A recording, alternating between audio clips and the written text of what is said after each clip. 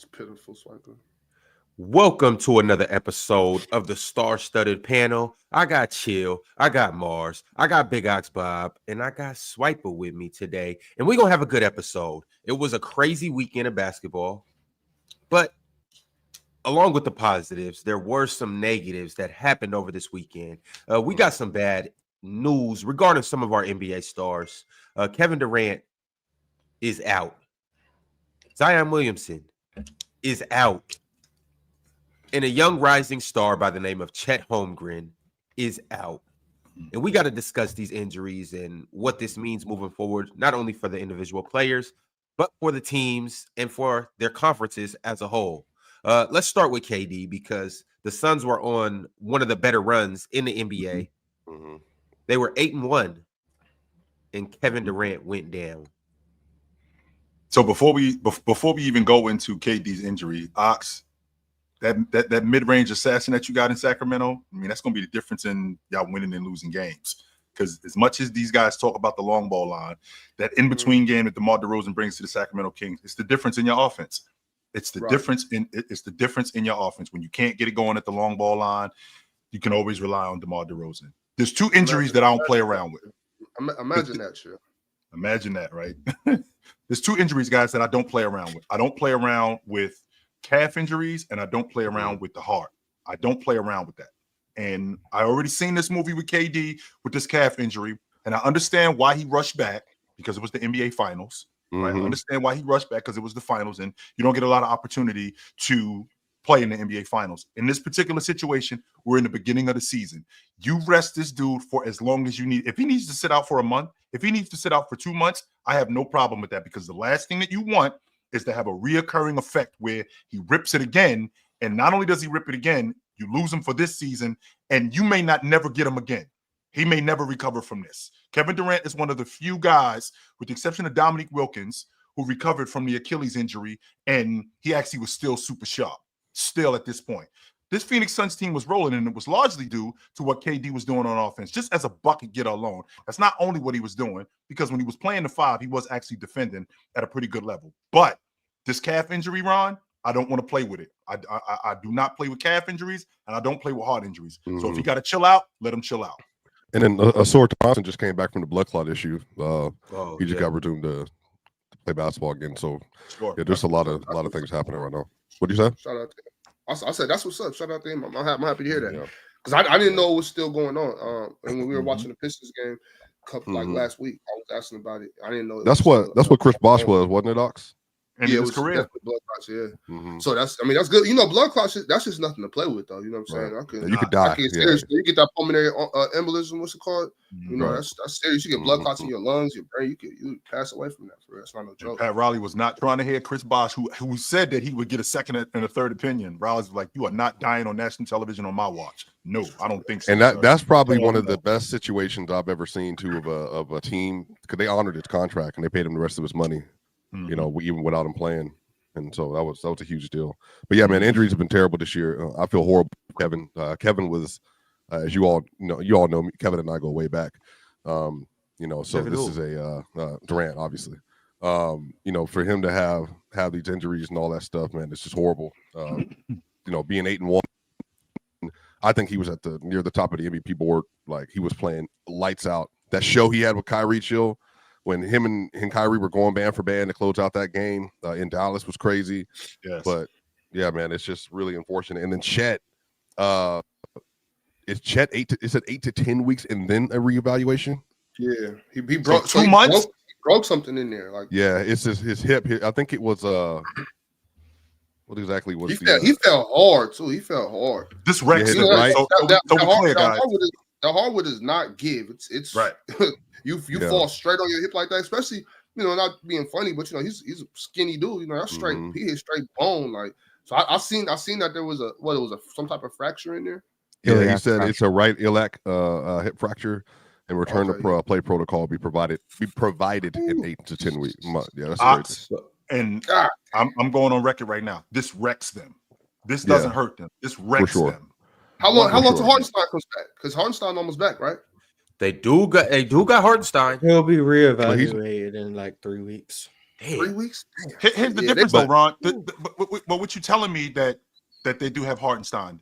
How many teams in the league have 1, stretch bigs, 2, stretch bigs who can put the ball on the floor and create at the rim, at the perimeter, and are as good as Chet is at the rim defensively, not just as a rim protector, but as a rebounder. There aren't many. And a lot of the stuff that Oklahoma City does off the dribble, and a lot of the stuff that Oklahoma City does is predicated on Chet, both offensively and defensively. So now when you take him out of that offense and you put Hartenstein, who's limited in that offense, now we got to do more stuff. But chill, it's not even just that. The Ousmane Dieng, like he has to play. Like Ousmane has to play real minutes now at that backup 5 spot. So like, right, but even until they get the Hartenstein, still. So but once I'm a completely different feeling than y'all. Obviously, like I'm not an OKC fan, but that team is good. And they got a damn good team. Losing Chet does not ruin that team. That is a good basketball team. There is more than one way to skin a cat. Sure. And what's the coach's name, Morris? What's his name? Dagenhart. That's right. Dagenhart got some up his sleeve. They'll be okay. They won't be this level at what they are right now, but they're not going to fall to pieces and just go 0-10. Like they're gonna beat up on the lesser teams. They're gonna compete with the other teams. They might not be able to beat the Celtics and the Cavs and then whatever. There's a couple teams. Okay, the Nuggets, that's fine. But they'll be okay. Like they'll be, especially when Hartenstein comes back. I think that team is still going to be one of the top teams. Well, do you remember last year they had their starters all played 70+ games? Mars, you can correct me on that if I missed that.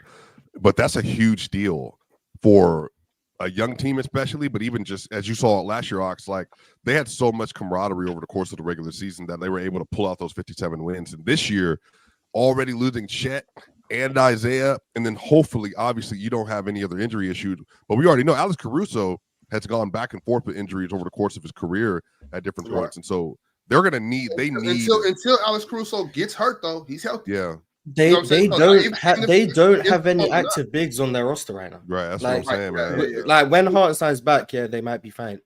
They have no bigs. Everyone who's played the 5 for them is injured right now. Kenrich Williams injured, Jalen Williams injured, Chet injured, Isaiah Hartenstein injured. They have no one, literally no one. So and I don't know what they're going to do. When does Jalen Williams come back? What's up with him? What's his deal?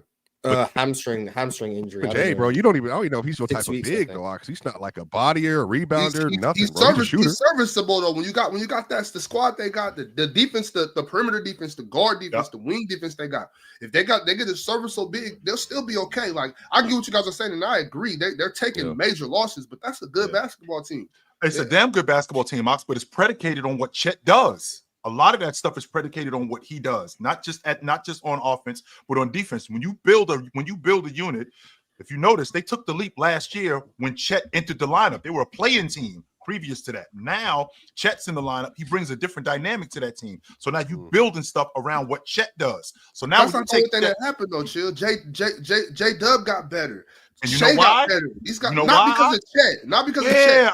No, they got better because they got better, but he helps them be better. You can't. But look, what I'm saying is, that's predicated on Chet when Chet's in the lineup. You take Chet out the lineup, now it's predicated on something else. Now it's predicated on Shea. It's predicated on J Dub. Like this Chet. Like once again, I'm saying they definitely take a loss with the young fella going out. I'm not trying to sugarcoat that. I'm not trying to downplay that. What I'm saying is they're still a good team with that. Now, to Mars's point, without any of their bigs, that's an issue. That's a big issue. I'm thinking that Isaiah Hartenstein's coming back sooner. If they're without any centers for a month, that could be a problem. Last night was, and I don't want to dominate the conversation.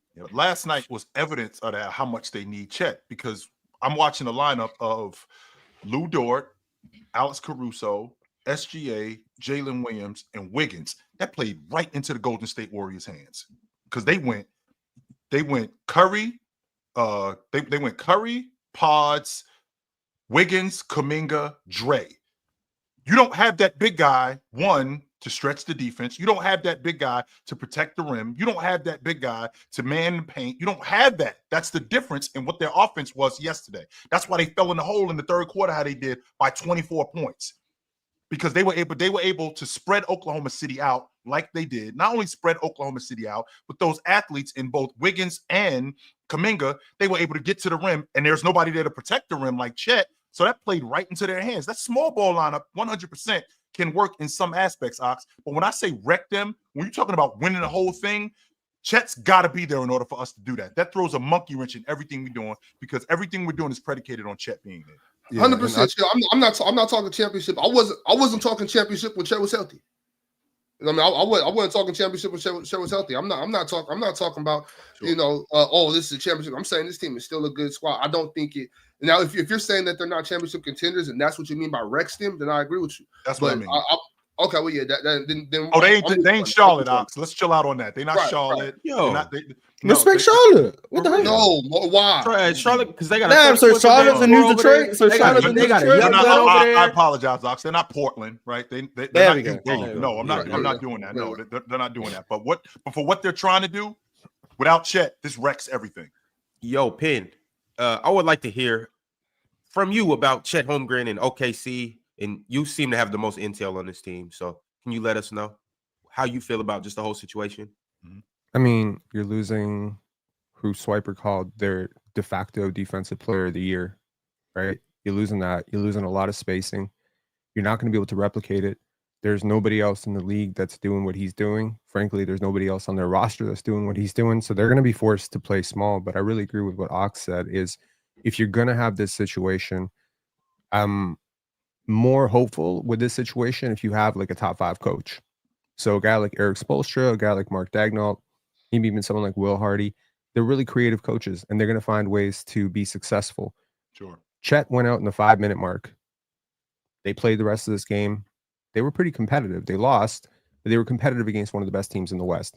So yeah, they're still going to stomp really bad teams. They're probably going to stomp middle of the ground teams. I don't know how you beat better teams without, like, when your biggest player is 6'9". That's going to be hard. And doesn't affect the game like your starting 5-man does. No, for sure. But it's just a different path to success, right? Sure. I mean, is Chet a perfect basketball player? No. And they're one of the deepest teams in the league. So if this is going to happen to anyone, I understand like the complication factor. Like you could probably sustain a loss to Jalen Williams much easier because of the roster depth, because of who plays behind him. But hey, like let's not sleep on Cason Wallace playing 4 at 6'3". He could do that probably. They did that last night, Ox. They did that last night. Right. Cason is a beast.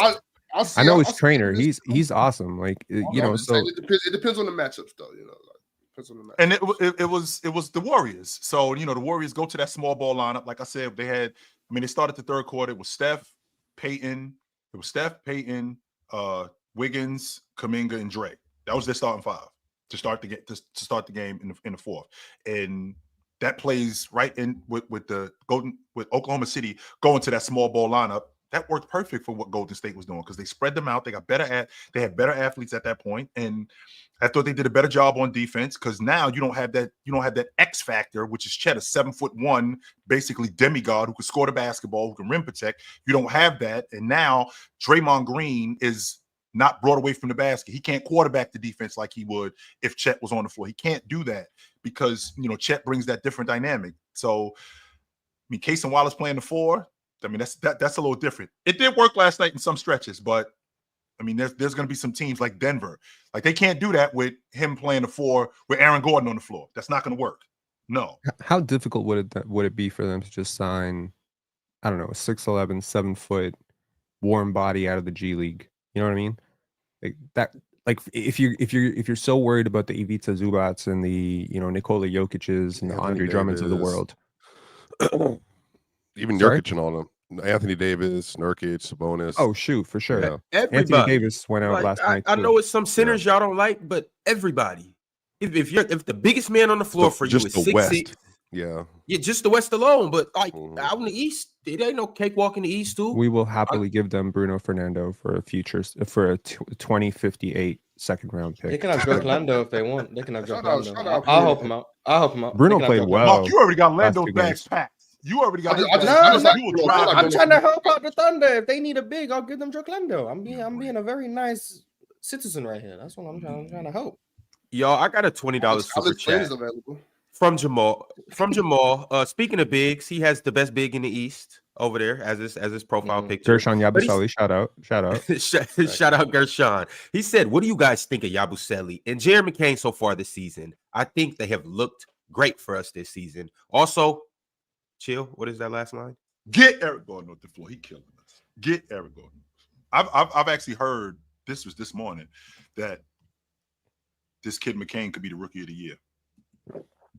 I've heard that he could possibly be the rookie of the year. And to be honest with you, and a lot of times we see guys on crews where they just developing. I think McCain's going to be running the crew Monday. I just don't think it's in Philly, but I do think he's going to be running the crew Monday. I think he's that good. Okay, I thought you said Monday. I was about to say no, not Monday. Let's chill out. Let's chill out. We got a guy running it already. But they got 50. He's going to be running the crew Monday. They got 58 points off the bench last night. The Sixers did 58 points from 3 players. Yeah, that's because Jared don't start. That's why. Huh? That's because Jared and Yabusele don't start. Their best players don't start. But okay, that's wild. Saying their best players don't start when Paul George is clearly starting is crazy. Have you seen Paul George? Yes, he went 1 for 9 from 3 last night. But here's a fun fact, and this is why winning on the margins on your roster building is so important, and that's why I was a little bit higher on the Sixers than the consensus, because I really do believe in Gershon. But Jared McCain being able to contribute the way he was able to contribute last night with 26 points, he was super efficient. He was 10 for 18 from the field.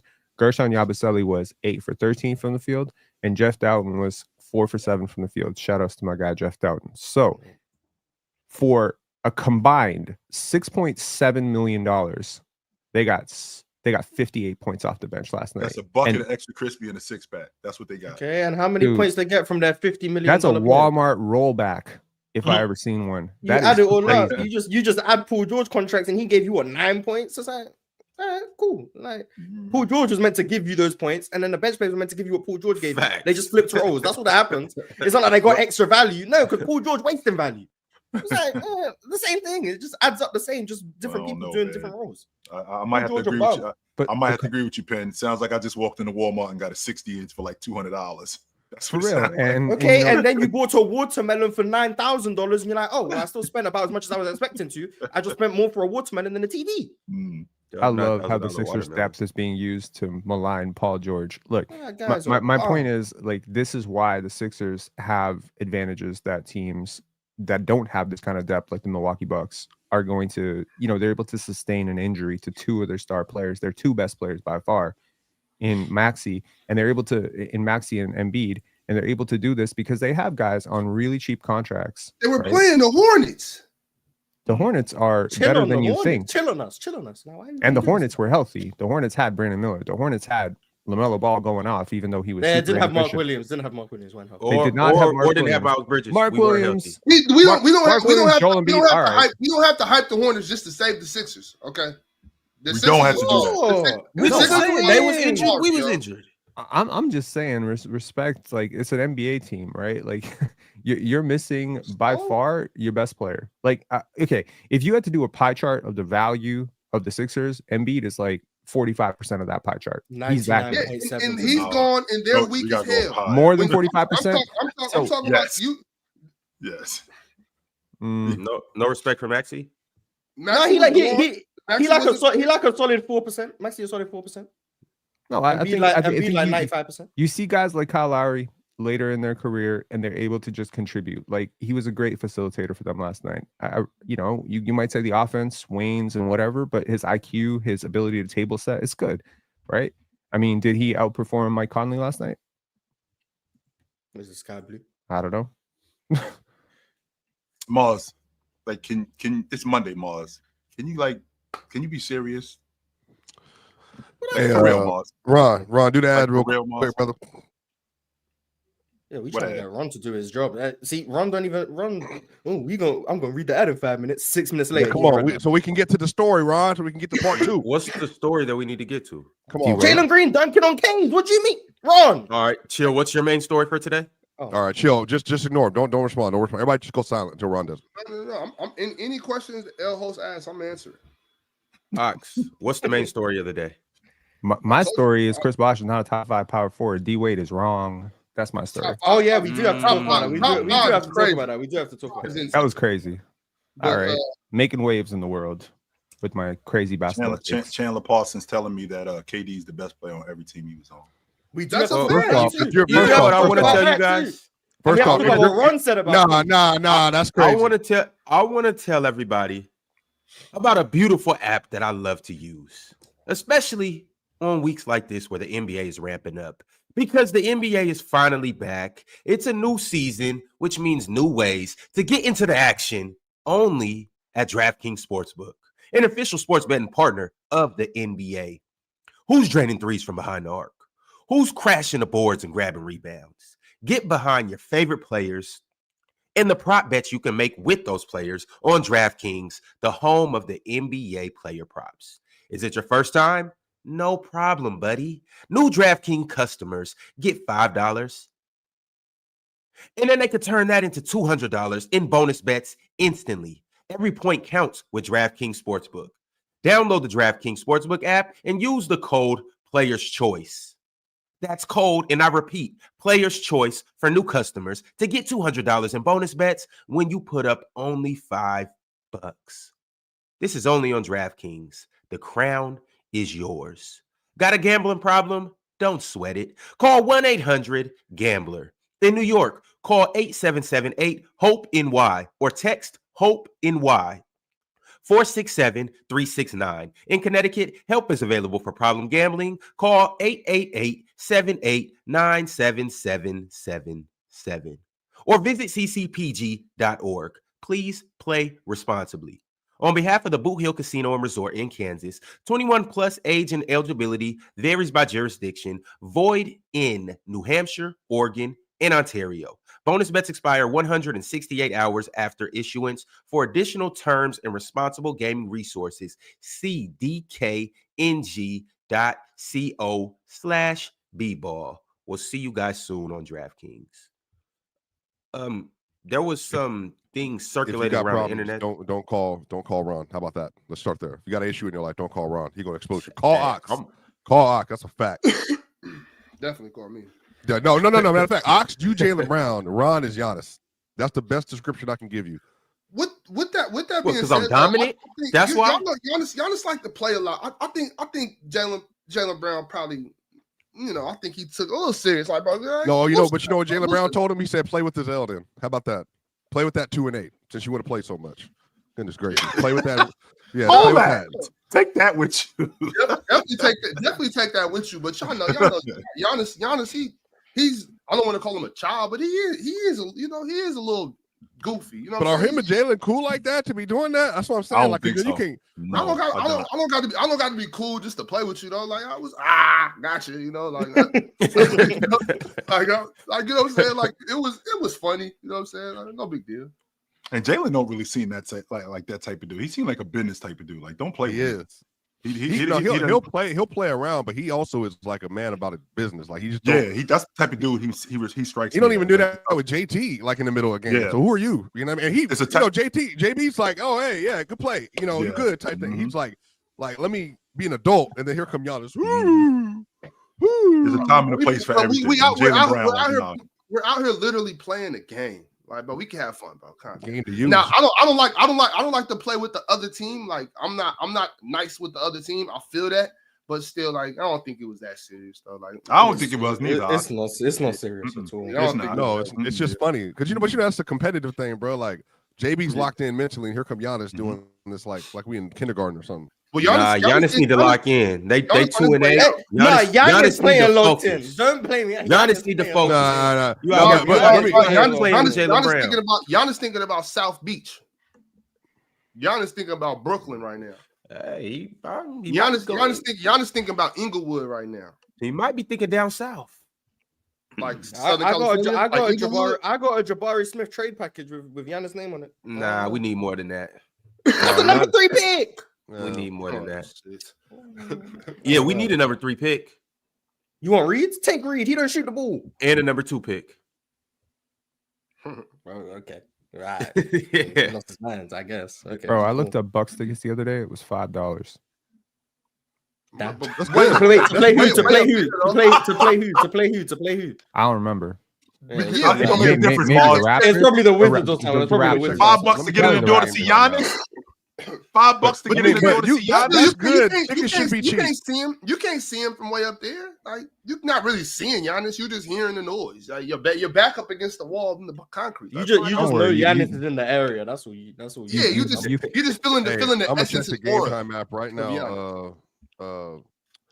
Pen, I'm checking the Game Time app right now. See how much money would be for a Bucks ticket. But tickets should be cheap, by the way. It was $7 Canadian, so I just converted it down to $5 US. But I thought that was crazy. $4.83. Well, here in Atlanta, there's $28 tickets right now for 204 Row D for Bucks Hawks on Friday. Section 204. That ain't that far.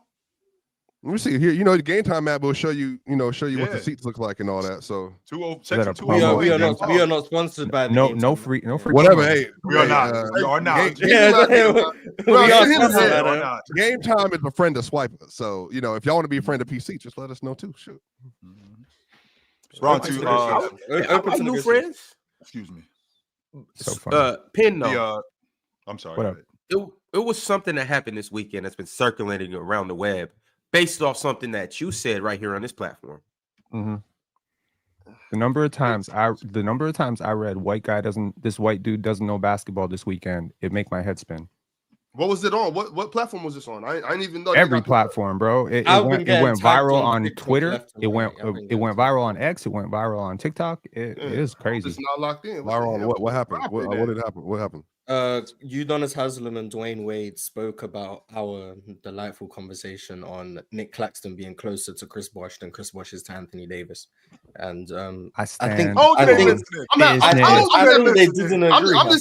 Udonis know I'm a real one. You know what I'm saying? That we locked in. UD, I got you. I just found it funny that they said this generation is saying that when Penn is like damn near their generation. That's what I found. He's not that much younger than Udonis. He is. This was on here. It was actually someone in the chat. It was someone in the chat who said it, and then Penn agreed with it. So Penn's getting the credit for whoever in the chat. Well, I'm saying who clipped it? Who clipped it? Yeah, who did clip it? It was a Heat Culture or Heat Nation. They made it blow up on X, and I guess if you're, it's just the way this thing works, right? If Udonis Haslem or any of the ex-Miami Heat players follow that channel, they're gonna see this. They're gonna be like, "Oh my God, Chris Bosh, he was great. Nic Claxton's a bum. Let me forward this to all my teammates and let them know how stupid this guy is." And then next thing you know, they're discussing it. And next thing I know, I'm the voice of a generation that I could easily be the father of. Great, that's cool. But wait, I got your back. I got your man. Yo, I do want to play this. I'm not going for none of that. I want to play this clip for everybody, just in case you didn't get a chance to see it. Also, I do want to let you guys know that it was on UD's podcast. It was him and D-Wade talking about obviously Penn's Chris Bosh, Nic Claxton, and don't forget Anthony Davis was in this too. But UD said, and he doesn't say it in this clip, but he said Bam sent him the clip. Arch is Bam. Which got my mind spinning in this, and this was a super chat sent from G. He actually brought it to our attention. He said, "What if Swiper's right about Arch being Bam?" But hold on, wait. Let me play the clip first. I said we need to lock in. I'm done with this 5 and 19 stuff, but whatever. All right, here we go, y'all. Let me know if you can hear it. This generation said that Chris Bosh is closer to Nic Claxton than he is to Anthony Davis. Did y'all see that? Our team was great, and we won a series without him. We can win a game without him, a series without him, but we were not winning the championship without Chris Bosh. His versatility, bro, his ability to be able to be the number 1 option, 2 or 3 option on any given night. And depending on who's saying it, he's either in the top 5 or right on the edge of it in his position to ever play this game. He's one of the greatest. I was born on February 24th, 1970. No, we don't need to watch the edit. Don't watch the music. Yeah, you're gonna get copyrighted. But, Okay, that's such cap. It's worth the cap. Right, we should have watched that, bro. It's worth it. Nah, that man No. not the top 5 power forward. Like, let's be serious. He's not Top close to a 5? Wait a minute. Wait. Hold on. All the praise that I've given Bam, all right, on this platform, especially with Chill on here talking about some Evan Mobley. I have to sit here. The first time we know for sure Bam is listening to something from here is him talking about Chris Bosh. That's crazy to me. All the love that we have shown Bam Adebayo and Arch. Arch 2, Arch Prime, whichever one. No wonder he hates the Raptors And then so much. that's crazy. That's Bam crazy. is not Man. Arch, y'all. Relax. Relax. I mean, well, Bam's they seeing caught some. winning Whoever the he is, he on a burner somewhere. That's Well, fine. no, because that That's fine. take was so egregious that somebody saw it and sent it like, yo, did you hear this nonsense? I don't think you know It's how not good Nic egregious. Claxton Chris is. I Bosh- don't Chris think you know Bosh- how Chris- good Nic I Claxton know- is. First of all, Mars, stop, look- Mars. I don't Stop, know. Mars. Y'all need to stop We're trying to lying. be serious, Y'all need to Mars. stop Stop. lying about Be who Nic serious. Claxton is. I don't think you know Do how you good know? Nic Claxton Do you is. know between I don't know how 2000? good Chris Stop, Bosh is. 'Cause Mars. I don't want to go I through know this how shit good right Not Chris now. this Bosh shit is. again. Chris Bosh Like, is cool. I'm gonna go make. No, he wasn't cool, Mars. He was I'll be elite. back when y'all done with this bullshit because I don't Nic want to Claxton hear is no really more of this. good. I don't know. Hold on. Why are we doing this, y'all? Let's Nick be Claxton, honest. please. y'all Stop. be real, bro. Nic Have some Claxton respect. is good. Have some respect. Have Ben, some I'm respect. not even. for I'm not even yourself. saying it's not like a. Respect yourself. Don't do You this. guys ain't Respect seen Nic Respect Claxton. ain't even Neither. towards This you, is telling Ken. me. It You is guys what ain't it is. seen Nic yourself. Like, Don't do this. this guys is ain't just seen a Nic distraction, y'all. This is what I mean. The media My wants fault, us to my be fault. distracted. My All right, fault. the big Okay, media Alex, wants now. us to be distracted. They want us fighting amongst ourselves. Oh, Look at Lord. us. All Sometimes of we need these. to fight amongst ourselves. Like when No, somebody no, says look, something all as of crazy these as Nic these Claxton and minority men on Chris this Bosh in the platform, we same Let need him to be talk before he together. starts screaming, please. We need to be together. Okay, we're representing I don't give a different damn about communities here. minorities being together. You're I'm talking about European, Black disrespecting American, Chris Bosh. Serbian, I don't care about. Canadian. We need to be here I don't together. care about none of that. At Are we all. I love how I'm the disrespecting Bosh only or are person we that fit praising 3 of Nic those Claxton? demographics. I Both, appreciate that. both at the same damn Europeans, time. Mars. only Well, I one. think praising Serbian, Nic Claxton only is a one. word Canadian, for you. only I one. don't- Love if it. If I gotta lie for camaraderie, I'm not gonna do it. Damn camaraderie. If I can't tell the truth, if that's what it means for us to be together, swiping, we are going to be divided today. I am not going for this dumb shit. I don't believe it either, Ox. It's just not None worth of it. talking about. None of it. I think It's not worth talking praising. about. I think praising Nic Claxton is a word. We can praise. We can praise Nic Claxton. We can praise Nic Claxton. Mars. I'm gonna ask y'all to do me I'm a not saying favor. that. Hold on Do for me a a second. favor. Hold on for a second, All man. We can praise Nic Claxton. Sure, Mars. I have no problem with praising Nic Claxton. Nic Claxton was one of the better defensive players in the game. He's one of the better rim protectors in the game. 100%. One of the better one of the better glass cleaners in the game. 100%. I can attest to that. However, he is not in any fashion the impact player, the overall player that Chris Bosh is. He's not close to what You guys, that wasn't the original context. This is the Okay, thing. This is hang the on. thing. I'm not. Hang on, hang on. This is the point. This is the point that I'm making. Because it was Penn saying it, but this is what I'm Because saying. you're saying, because what you're telling me is you're telling me when you bring up Nic Claxton, he is closer to Chris Bosh. He is closer to Chris Bosh than Chris Bosh is to Anthony Davis. That is not true. Diagram the sentence. That is Joe. Okay, not hear true. me out. Hear me out. Diagram. Somebody said to me yesterday that Nic Claxton is closer to Emeka Okafor than he is to Chris Bosh. Sorry, that Nic Claxton is closer to Emeka Okafor than he is to Chris Bosh. And I'm gonna tell you that I agree. I agree with that. Hang on, but that's the stepping tier. The disagreement we have here is not how good Chris Bosh was. Hold on. The disagreement we have here is not how good Chris Bosh was. It's not how good Nic Claxton is. It's how good Anthony Davis is. No, it is how good Chris Bosh is. No, yes, that is the whole basis of the argument is how good you think he is. Of the argument. I know what Penn's Okay, talking about. let me give you a sentence that probably seems I'm gonna egregious. stand up for AD. Man. Okay, RJ Barrett is closer to Killian Hayes than he is to Luka Doncic. Sounds crazy, doesn't it? But it's true because that's no, it is true. It is true. It is true because RJ Barrett is so much better than him. He's way closer to Luka. Yes, and Luka Doncic is that much better than RJ Barrett. That's what I'm talking about. We understand what you're saying. Like we don't need you to explain that. We just disagree with the gaps that you're trying to say. I don't know, Mike. I'm trying to get the game. Well, I think the way that understand what you're saying, you're just wrong. Chris Bosh ain't played in 10 years.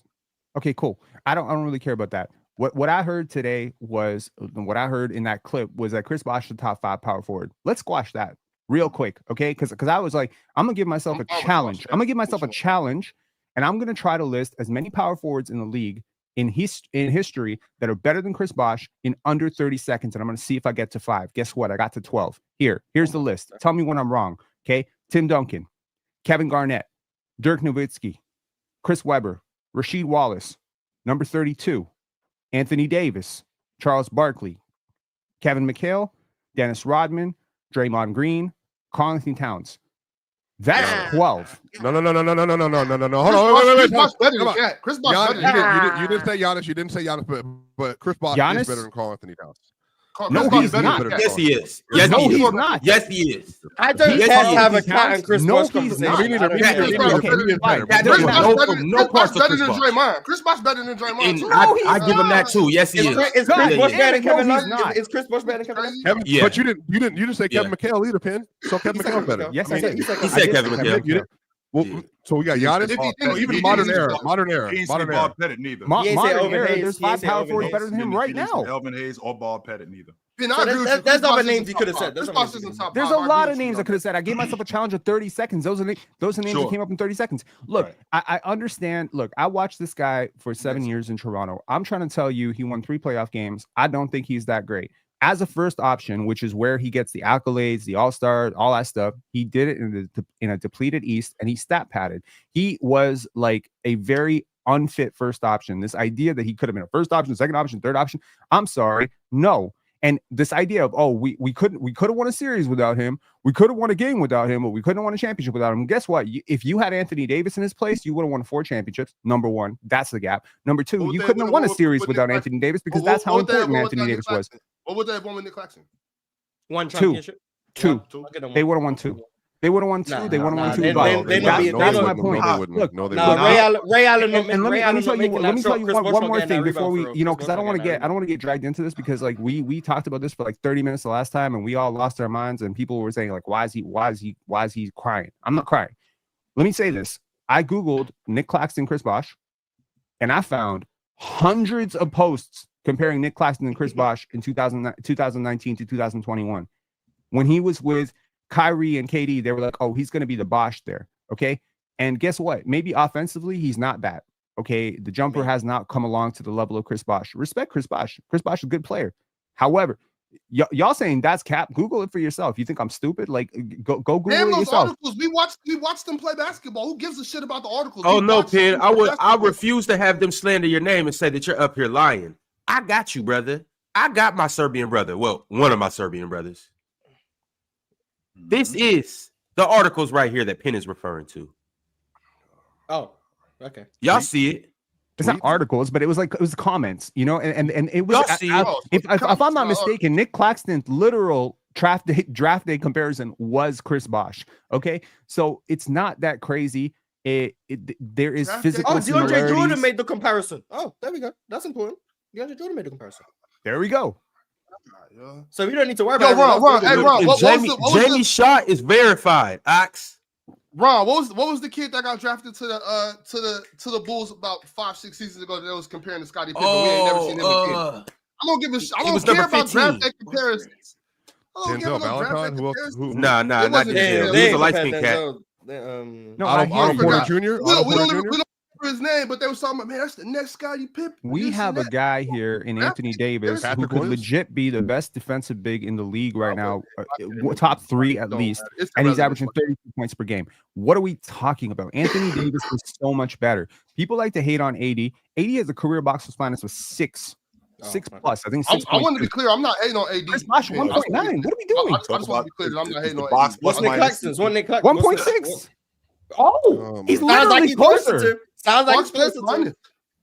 Mars, Respect the you are plus the- minus. Mars, you Hey, are the Ted, same one who was up here. I'm sorry, Swiper, really quick. Mars, you are the same one who was up here, I think 2 weeks ago, making it very clear to us in your English accent that box plus minus is I was not wrong. a realistic I was stat. wrown. But now it's a stat, though. I was wrong. Yeah. If you look, literally, there is not one whatever. analytic in this world in which Chris Bosh is closer to Anthony Davis than he is to Nic Claxton. I'm sorry. You but could if look you at watch win shares. basketball, You could look at analytics, if you watch the Championships. basketball, though, Championships. You're But 40 minutes yo, into the like show here's about the Chris problem. Bosh. Nobody watched won Chris Bosh as a first option, but Raptor fans, like no one was paying attention to that team. That team was awful. Okay, don't lie and sit up here talking about. Then that's the truth of the matter, though. So you- It's hard to wait, be a Pin, number one option and lead a trash team. So don't let say me he. So no. But here's what I'm saying, Pin, because it's two sides of the same coin. Don't say that he only won 3 games as a in the playoffs as a number one option, and then turn around and say that team was god awful. It was trash. Nobody was watching them. Nobody was watching them because they were trash.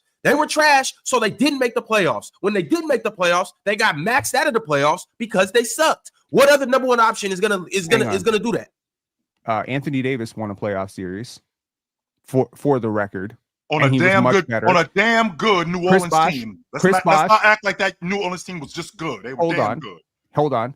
There is this, I don't know where it comes from, but people who don't watch the Raptors like to over assume the impact of the star. They did it with DeMar, they did it with Bosh, they did it with Kawhi. They always like to downplay the role players. You did it with Vince Carter. Yo, just because we don't agree with you, stop the me. numbers we did it for Vince Carter. Vince Carter was that good. Vince Carter was legit. Does not mean that we didn't watch, bro. Like, stop saying that shit, bro. Every time somebody doesn't agree with you, oh, you just didn't watch. Yo, I remember distinctly 2008. I met a friend of mine. Who was the starting point guard on 2007? Who was the 2000? Oh, who was the starting point guard on 2007 Raptors? One second, Pin. I'm still talking. I remember distinctively. It's 2008. I met a friend of mine by the name of Tristan Wilson. He tells me, yo, Chris Bosh is gonna be MVP. I'm like, bro, Chris Bosh, like, what? I'm not like, I don't. Cool, so he made me start paying attention to Chris Bosh back in 2008. He made me start paying attention to Chris Bosh. I wasn't high on Chris Bosh until this day. I'm watching it. He's 5 years in the league at that point. So we gotta blame your friend. I'm like, Chris Bosh he's is 5 years in the nasty. league. Is what you're telling me. Like Chris, Well, Penn, he's referencing when he started watching it because you said nobody watched. That's why, because Penn, to your point, Penn, I was not watching Raptors games in 2006, 2005, all that. No, I wasn't. But when 2008 came around, I was pointed out, yo, Chris Bosh is dope. He could be an MVP. He's MVP material. I'm like, bro, you're lying. But he wasn't. I didn't say he was not MVP. I didn't say he was, Penn. Just listen for a second. He's telling me this. I'm like, yo, what? Like Chris Bosh? I don't think so. I start watching Chris Bosh. I'm like, yo, this dude is one of the best power forwards in the NBA right now.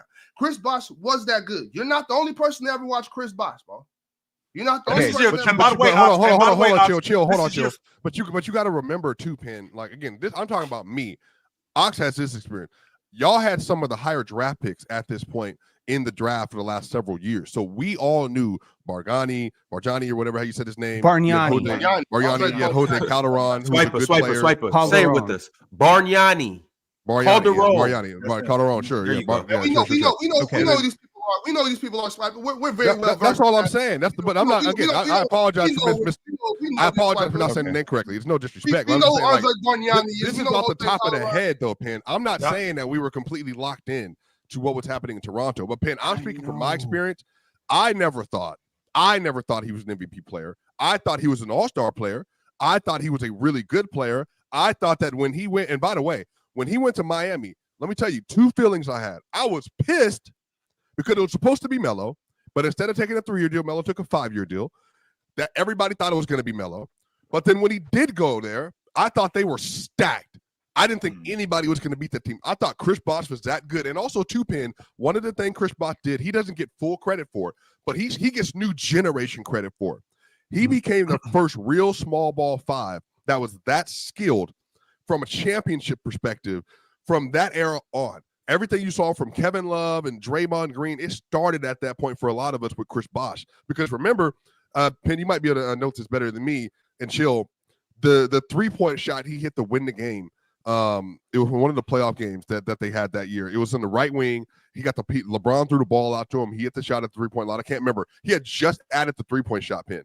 He started revolutionizing that position, even though he was only a 16-9 player. He wasn't like a crazy player, but I think he deserves a lot of respect for how good he was and how willing he was to accept his role and expand it. But to your point, I don't think he's close to Anthony Davis. I think AD is one of the best bigs ever. Go ahead. I think the problem that we have in Penn is the delivery, right?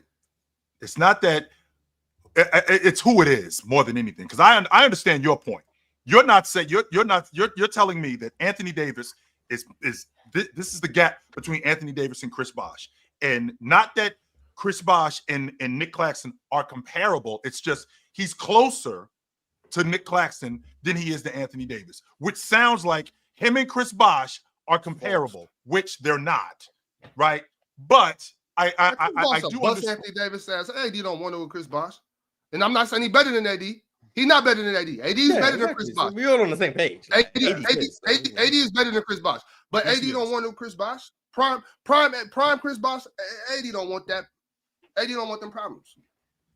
Nic Claxton really good. I'm sorry. It's just He it's is. just He not is really true. good, Mark. And I keep talking about that too. I bet some of y'all don't. I like Nic Claxton's game. He get that ball and he's trying to go to work. He not trying to pass the ball out. Nic Claxton be trying to work down there. I like Nic Claxton. I think that it's worth noting that Dwight Howard went to the finals. Dwight Howard was infamously left off the top 75, right? So Dwight Howard was a legit superstar type of guy. Yeah, he went to the finals with Rashard Lewis and Hedo Turkoglu. They were good. And Hedo Turkoglu was Rashard. Yeah, Rashard. And Jameer Nelson. And hold on, don't stop and JJ Redick. Yeah, they were good. Sure. What I'm saying is his two best players and the two highest players on that team were Hedo Turkoglu. Hedo was closing games for those guys, right? Like he was handling possessions, handling pick and roll with Dwight. So Hedo was like a revelation for them. Hedo was great in Sacramento. Why did Hedo not work out in Toronto? I wonder. Is it because playing off a non-superstar kind of deflates your value? Is it because Chris Bosh cannot defend? That's a problem, not a Chris Bosh problem. Okay, so Hedo was great everywhere. But Chris Bosh wasn't a floor rager like that, though. I don't even understand why that's the problem. Criticism. So the successful 2 years that Chris Bosh did have was when he had real talent around him, but that real talent was carrying a lot bigger load than people want to give it credit for. What is guys like Jorge Garbajosa are very underrated, and I guarantee you, like a lot of people. But when has Anthony Davis also been carrying like that, though? I mean, I'm not even pushing back in your shoe because I somewhat agree. I think that I think Anthony Davis is very like an all-time great level, but even this conversation doesn't make sense to me because Anthony Davis also hasn't carried to the playoffs. Anthony Davis multiple times has failed in the first round. So like he also is not like a floor rager like a LeBron and all them. So like even this criticism of Bosh for me doesn't make a lot of sense because neither was Kevin Love, but Kevin Love was still a really good player. He was in top 5 conversation for a lot of people, but he couldn't like lead teams to a playoff or deep playoff runs. But this whole conversation is still a distraction because Penn, cool. He closer to Nic Claxton than he is Anthony Davis. That clip went viral. Yo, we got mad games to talk about from last night. We over here yapping about stuff that don't matter. What are we doing? I'm trying to get to this dunk. I'm trying. I'm saying just even the Bucks Celtics game. We had so many games last night. You had the Rockets, Şengün doing Sombor shuffles. There's so many things that happen like that. The Pacers, Tyrese Halliburton, Ron, one-legged three-pointers. Beat the Knicks. Carl Anthony Towns at 30-9. Swiper. Hold on for a second, Swiper. Ron. Why Ron mean mug the screen like that? Hold on. Because I told y'all. Hold on for a second, Swiper. One-legged threes, you told us? No, not Hallie. Not Hallie. You got some explaining to do. So do you too. Ron, I got explaining to do? Ron. You're good. Ron, do your job, Ron.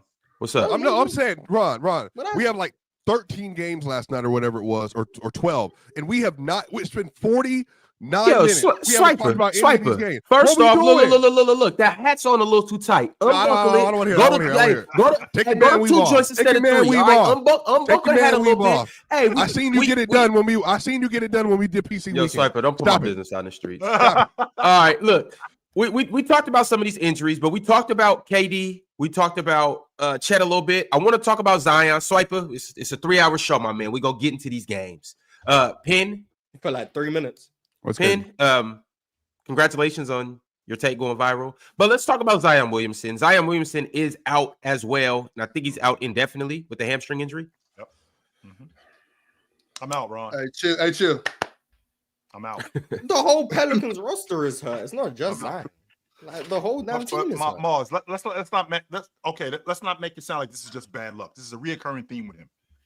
This is who he is, right? This is who he is, and it doesn't have anything to do with him. I mean, he came into camp this year in probably the best shape that he's ever been in, and he still ends up getting hurt. This is who he is. That's with how those he lower walks. Extremities.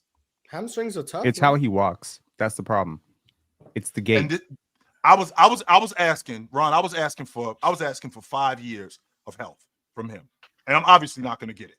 I'm clearly not going to get it because at some point he's going to break down again, and this is what it's going to be: a reoccurring thing. When you're heavy in your lower extremities, like he is, and your game is predicated on a lot of flight and athleticism, more times than not, you're going to get hurt.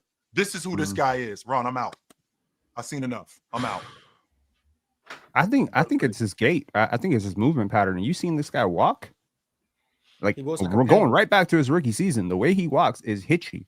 There's a hitch to how he walks, and that means that you're gonna break down. Like there is something wrong with how he moves around the court. It is very unnatural. And when it's going right, it can be damn near unstoppable. I've seen this guy take on 4 defenders, 5 defenders, trying to press him and just go through everybody, dunk on 5 players. I've seen him do it, but it's kind of like a Derrick Rose situation where maybe what's making you successful is also what's causing you to break down. Fair enough. It's unfortunate. But the Pelicans just need to. Do they have that pick this year?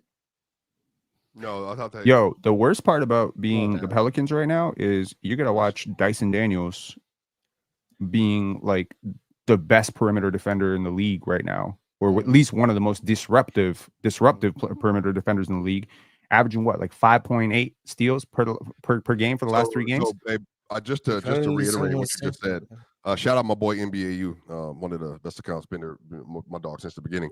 He's averaging 7.3 deflections per game. Deflections and steals per game, Finn. 7.3 together? 7.3, yeah, 7.3 deflections and steals per game, which is just like total disruptive play. So he's averaging more steals. When you count a deflection, does that mean I've deflected and my team gets it, or can I deflect it and they keep the ball back? You can tip it out of bounds, just disrupting the game, really. Yeah. But if I you can get a deflection and they keep the ball. You can get a deflection. Yeah. Okay, that's the question. Thank you, Mars. That's what I'm. Yeah, just deflection is great because even if it goes out of bounds, it doesn't matter because if it goes out of bounds, it delays the possession and it puts you. Yeah, exactly. So it's just annoying. He's just annoying. That's what he is. Right. If only someone would have said that, that's Daniels the key. But Ox, he looks really good next to. And again, shout out to the Hawks. They got off of DeJounte Murray, traded 3 unprotected for him, and Dyson Daniels, Jalen Johnson. This is all the last couple of years. Jalen Johnson, and then on top of that, with Zachary, they got a nice like core, Ox, around Trae Young. Like they're you can see the vision with them. I don't know how good they're going to be, but I like the direction they're headed in. It's still going to be a few more mid years. They got to get. They really got to get a top 10 big. Their defense still stinks, but I mean, they got Trae Young on the court. You know what I mean? We've seen what them unprotected ones turn into when you're in New Orleans. We've seen that before, so I think that's a beautiful thing. Wait, so the Pelicans don't have their pick? Let me look officially. Because if they have their pick, they just gotta wait for Cooper Flag. That's what they're going. Because this season is done for them. You can't start the season the way they've started in the West with all the injuries they have. And expect they're 3-7, like already they're in. So the Pelicans have their number 1 from 2000. They got the number 1 from Milwaukee this next year. They are protected 5 to 30. They have their own 2025, their own 26. They got swap rights with Milwaukee in 26, and then they have their own. They had Milwaukee's in 2027. So they do have their the Bucks. The Drew Holiday trade. Oh damn! Remember they traded 3 straight picks and 2 swaps. I think in that deal. Now I might be forgetting how like those. But luckily they do be affecting now. But they have their pick. Just tank. That's it. Just tank. It's over. Develop Eve Misi when Jordan Hawkins comes back. Develop him. Brandon Ingram. Brandon Boston, by the way. I like. Shout out. I like Brandon. I like Brandon Boston. I was starting to give up in LA, but I like him. We're feeling away about that. Cause remember, Brandon came out too early. He needed some development. He wasn't developed at all. I liked him a lot, but I was like, yeah, this ain't good. But now, and they don't got Trey Murphy. They ain't got Herb Jones. Zion's out. DeJounte's out. Yeah, go ahead. Just they got Milwaukee's. So speaking of Pelicans, they have Milwaukee's pick, and I don't know if you've checked, but Milwaukee's the 2nd worst team in the league right now. No, they're not going to stay there, but it is 5 to 30, protected 5. They might. Yo, I'm holding on to the idea that Milwaukee can't be this bad all year, but chill. They're going. You better believe it. I'm put this on record. Giannis is out. He is gone. I'm not a suggest either. He is gone. Chill. They're 2-8. Been saying that for 5 years. No, I haven't. No, but the thing is, Mars, I think in 21, I think he leaves if KD's toes not on that line. I've been very like secure about that. I think he would have left because what happened is, remember, the Bucks made, just for context, the Nuggets were offering the 2nd most in that Bucks deal. The Bucks heard it, and that's when they upped their value for 5 first-round picks. Because the Nuggets were about to trade to the Gary Harris trade when they gave up R.J. Hampton at the 2023 first and Gary Harris for Aaron Gordon. They were going to trade that and a little bit more for Drew. But then the Bucks came in and just absolutely swung that deal. Where do you think he was going in 2021? Who? Oh, I think that's the thing. So, again, this is also there were several teams that had like a boatload of draft picks at that point, but I absolutely they wouldn't have gotten draft picks because he was a free agent. Right. No. So I think he had one more year on that deal. Remember, I think it was the extension for after 21. I think he had one more year. Remember, then he re-signed after they won before the ring. he became the understudy. Okay, yeah, that makes sense. Yeah. So I think that's when the Nuggets they were offering like everything by that point. They were gonna they had all their first round picks and all their development players. They had Michael Porter Jr. who had just come off that 19-20 year. They were gonna offer everything for Giannis that year. Like I absolutely. So you think the Nuggets were gonna get Giannis? I think they would have been one of the teams. But remember the Kings? That was the pre-Halliburton trade. The Raptors had the inside track. Just an FYI. Yeah, the Raptors too. Yep, the Raptors. Mm-hmm. No, I'm not. It's just called the Nuggets and the Raptors. Ironic. No. Yeah, I'm saying The Raptors cleared up cap space to get it, and Masai Ujiri. Hey, this is worth noting. I don't think y'all know this. Masai Ujiri is the guy who helped Giannis's parents immigrate to He Greece. did everything he could to move up in the draft to get Giannis. He also, hard. the relationship is very long. So he's been connected to Giannis for a long time. For a long time. He's been connected to him since he was a child, and basically that, so that connection goes back so many years. Plus, he tried to move up in the draft to get him. Plus, there is the Nigerian connection. Plus, there's the Greek community in Toronto. So yeah, there's a lot of people right now that are saying like, Mars, word on the street, Mars, we was about to give up Willie Cauley-Stein for him. Yeah, this one James Harden was still there. So the Christian Wood trade was on the table too. So like we was Isn't Masai isn't he the second highest level rep for Africa in the NBA right now or something? Or I'm not, obviously Dikembe's passed. I'm saying when Dikembe was like still around and healthy and all that. How do you judge who's well? Wasn't he's involved with Basketball Africa? I believe he is Basketball Africa. Yeah, that's what. Yeah, like he is Basketball Africa. Like he is the biggest scout, like in terms of just understanding the game over there. He's a huge supporter of the Basketball Africa League, the BAL, the NBA Africa Academy in Senegal, not to mention the internal pipeline into all these African prospects. There's a reason the Raptors drafted OG Anunoby, Pascal Siakam, Christian Koloko, Ulrich Chamche, Precious Achua. Like he's connected. And the beautiful thing is that he saw the value in that continent because he comes from that continent, even though he's British born. Like he sees. Or is he born in Nigeria? I can't remember. I think he's British born, but he's Nigerian. No, you're talking about Masai Ujiri. Giannis is Greek born, but yeah, Masai Ujiri. So he has the British element of it, the European element. But yes, as a scout, he was one of the people who saw the infrastructure potential in Africa, and he has been the hugest advocate for growth. And what he's basically doing is he's using basketball as a way to elevate economy in Africa. So he feels that if the NBA sees Giannis, and he's on record saying there's 4 Giannis's walking at all times in Africa, we just need to find them, right? So appetizing the NBA's, it's almost like using the same thing that they use for the gold rush in Africa, right? You're incentivizing businesses and infrastructure to go into Africa, build basketball academies there, build gyms, build gymnasiums, create that infrastructure, and then you elevate the continent basically by creating all the infrastructure, which is like, okay, once the gyms are in, now the roads are in, now everything is in, because these Westerners are pumping money into the continent. So it's a smart move, man. It's a smart move. So use basketball to elevate the quality of life for everybody around there. Absolutely, I can get with that. So two questions. Number one, where does this now leave us with Zion? What are we doing with him moving forward? That's number one. If they want Jabari Smith, you doing that, Mars? I'll get him Jabari. Yeah, I'm getting real tired of Trevor Ariza. Real tired of Trevor Ariza. Can we get a real trade? Like something that the Bucks are actually going to be like, yes. We're talking about Zion. We're talking about the Bucks. No, we're talking about we gonna get lock in. Even Zion. Oh, what, the injury-prone forward who's played 0 playoff games for me in 5 years? Apparently, Jabari Smith isn't realistic. A number 3 pick. Yeah. That's not money realistic. doesn't work. The money you got to give me something else. Take Fred, please. Take Fred, please. Sorry, you can't do that. Oh my! But he shot 10 for 11 the other night, Mars. But then, and he was 3 for 13 last night.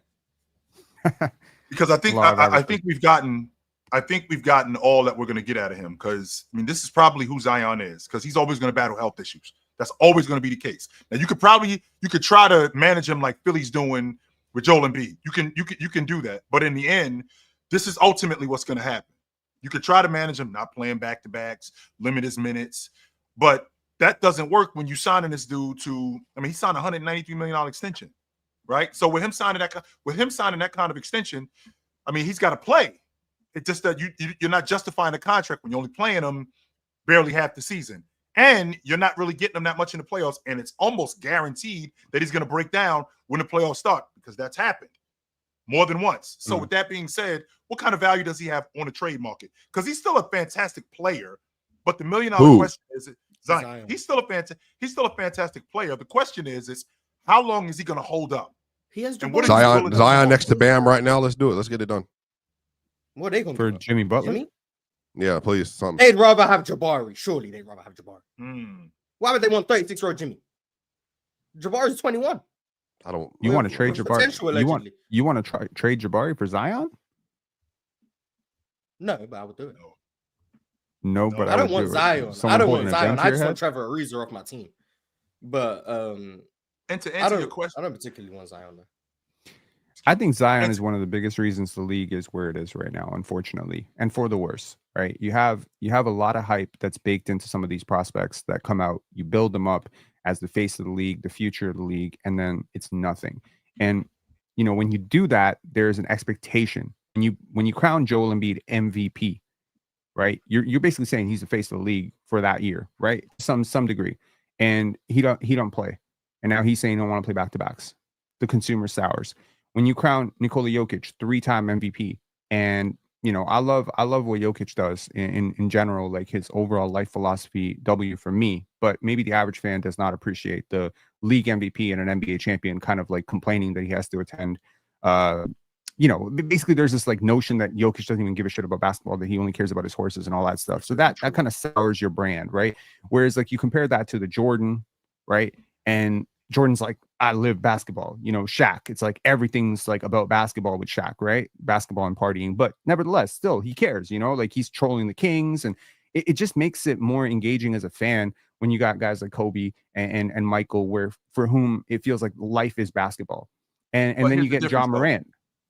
You know what I mean? Like I do. I do understand what you're saying, 100%. But here's the difference with those guys that you just brought up in Zion. Not Joker, not Joker at all. But the difference with Zion and those guys that you brought up was those guys were always there. So I can make you the face of the league when you're seen a lot. I can't do it with a guy like Zion because you're not seen a lot. Now, there's no anticipation that this guy was made of glass. He had no injury history like that. I mean, he blew out his shoe playing at Duke. It was a bad sneaker that he had. But there was no indication that Zion was made of glass.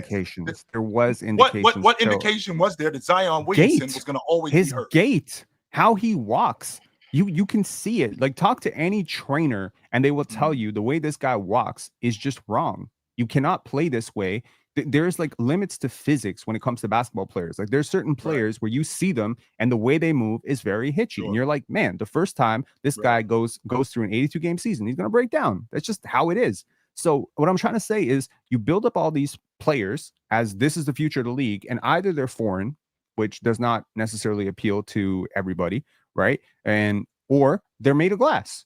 Or they end up like Ben Simmons. Ben Simmons was a huge hype prospect. RJ Barrett, Andrew Wiggins. These are the guys that like you gotta realize these basketball mixtapes. Cam Reddish. There's a lot, and then you get John Morant. He's suspended for the year. I'll never leave that NBA player said that Cam Reddish was going to have the best career of all the rookies in that same draft class.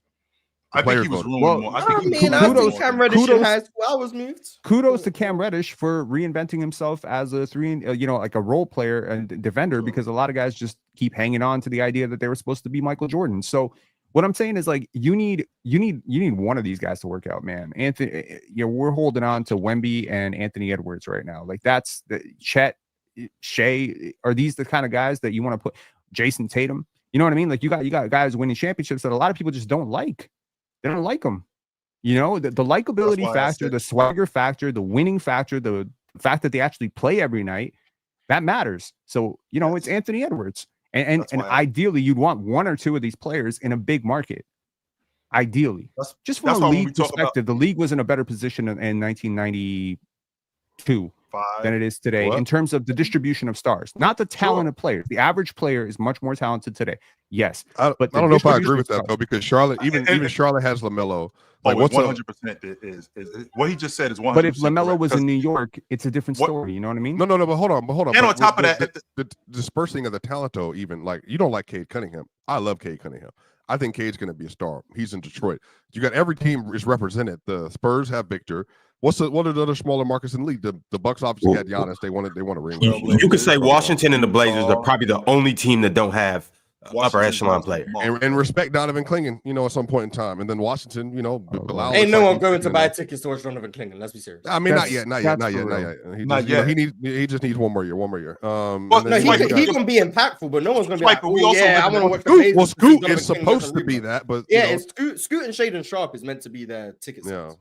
And we're also living in a different time too, because when we talk about management and how much Adam Silver makes this a players' league, I mean, don't forget. I mean, Penn, you think that in 1992 it was in a different place? Don't forget, and from 1992 to 1994, we lost Isaiah Thomas, Michael Jordan, Magic, Larry Bird. Within 2 years, we lost those 4 guys, and the league just kept rolling. And the reason why the league kept rolling was because of management and because who they were putting to.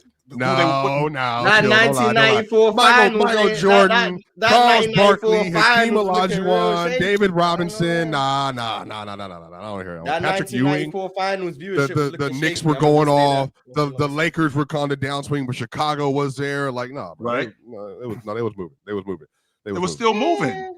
But that was because of Jordan, though. Like, Jordan was in the league. Like, Jordan was the apex of why the league mattered. Again, all due respect to Bird and Magic. We had this discussion in the PCL. They saved it. But Jordan took salvation and made it like, oh, never mind. We're the most popular thing in the world. Like, we're basically one of the main reasons why he did that was to Penn's point. The guys that you brought up, they were there. They're visible. We saw Bryant on the regular. We saw Shaq on the regular. We saw Duncan on the regular. We don't see these guys on the regular. Who? And the guys which players don't we see on the regular? Zion. We don't see him on the regular. Zion is in and out of the lineup. Zion is not one of the apex stars in the league, though. But why do we? That's what he was built. But that's what he was built. That's why he was here, though. Swiper. He's here to be one. He was the number 1 overall pick. He was here to be one of the faces in the league, if not the face at some point. But we haven't seen him as much. And the reason why we haven't seen him as much, we have Jason Tatum in Boston right now. He plays. The NBA just keeps getting the promotion wrong. That's what it is. Like the guys that picking are just the wrong people. Ant might be right. They might have got Ant right, but everyone else. Well, it's hard to pick a player based on, and we do it all the time. Like, we can go down. The GMs do it. Everybody gets it wrong. It's hard to pick how good a player is going to be. Like, you can think BJ Boston, for instance. A lot of us in the chat, I'm sure y'all can resonate with this. I thought BJ Boston was going to be tough. Same thing with Cam Reddish. Look at him now.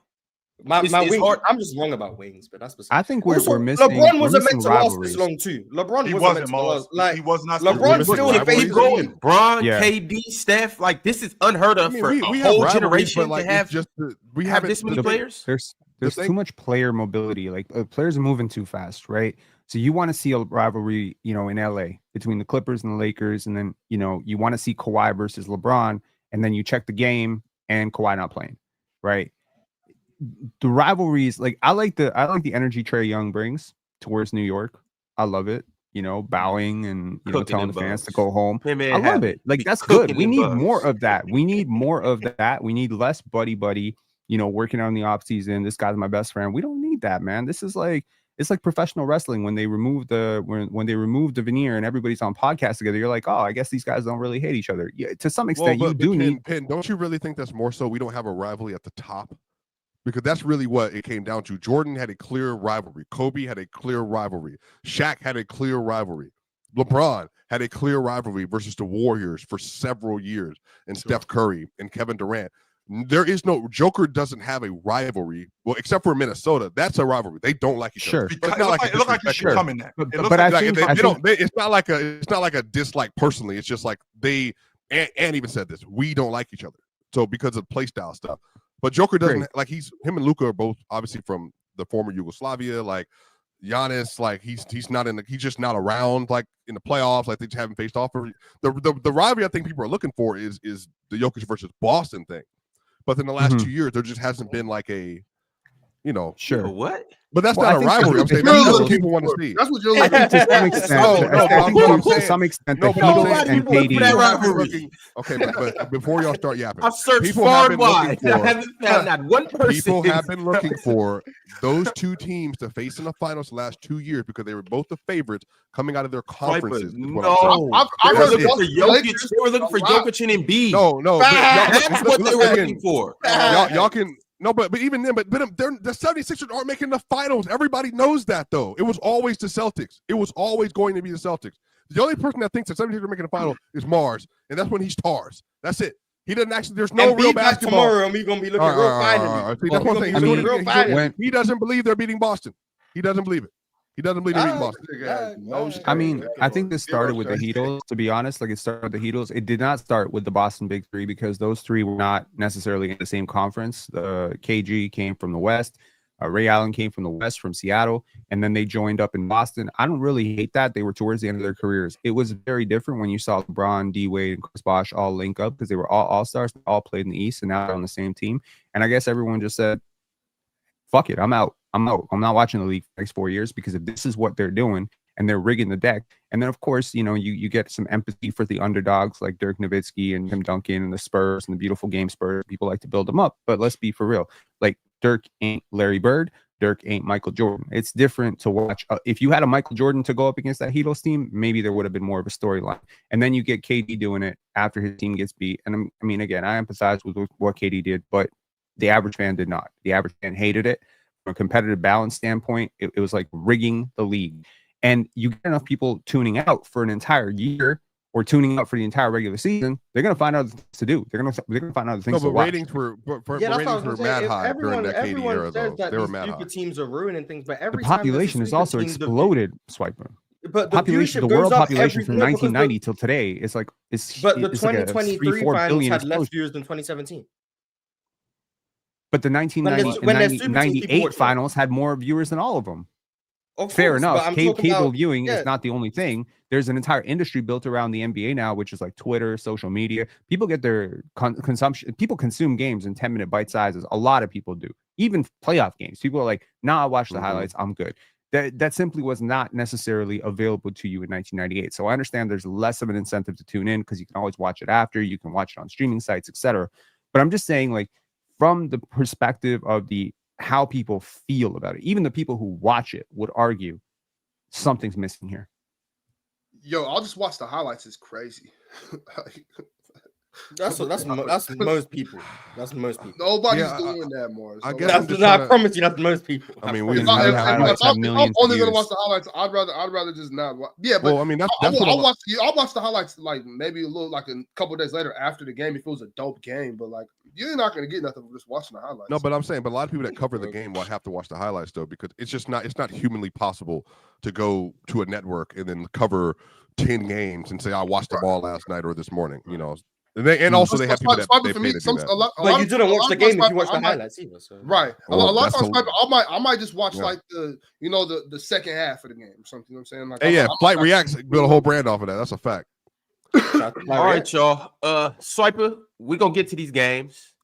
Salute to everybody else that's in here. Y'all know the drill. Like the video, subscribe to Player's Choice if you haven't yet, and become a member. When you pull up the members, you'll see a bunch of different tiers. Chatter, which a lot of you guys are. I'm not trying to be funny. A lot of you guys are chatters. All-star tier, superstar. But I believe that you have what it takes to be a Hall of Famer here on Player's Choice. So you should click that tier, join that tier, be a part of that tier. But all right, y'all. I got some super chats to get to. But before we get to our super chats, it is Monday, which means segment of the week. Top 5 comments of the week from yours truly, the chat, the best chat in the world. And you guys said some pretty good things this week, so here we go. Let's get into it. The first comment is from a fella by the name of Otis777. This is what Otis had to say. He said, I bet Shaq, this is Shaq for Olympiacos, I bet Shaq's under at 7.5 points in his game today. They won though. He then replied to that comment saying Shaq went over. So shout out to Shaq for scoring more than 7.5 points. Shout out to him. Shout out to Evan Fournier.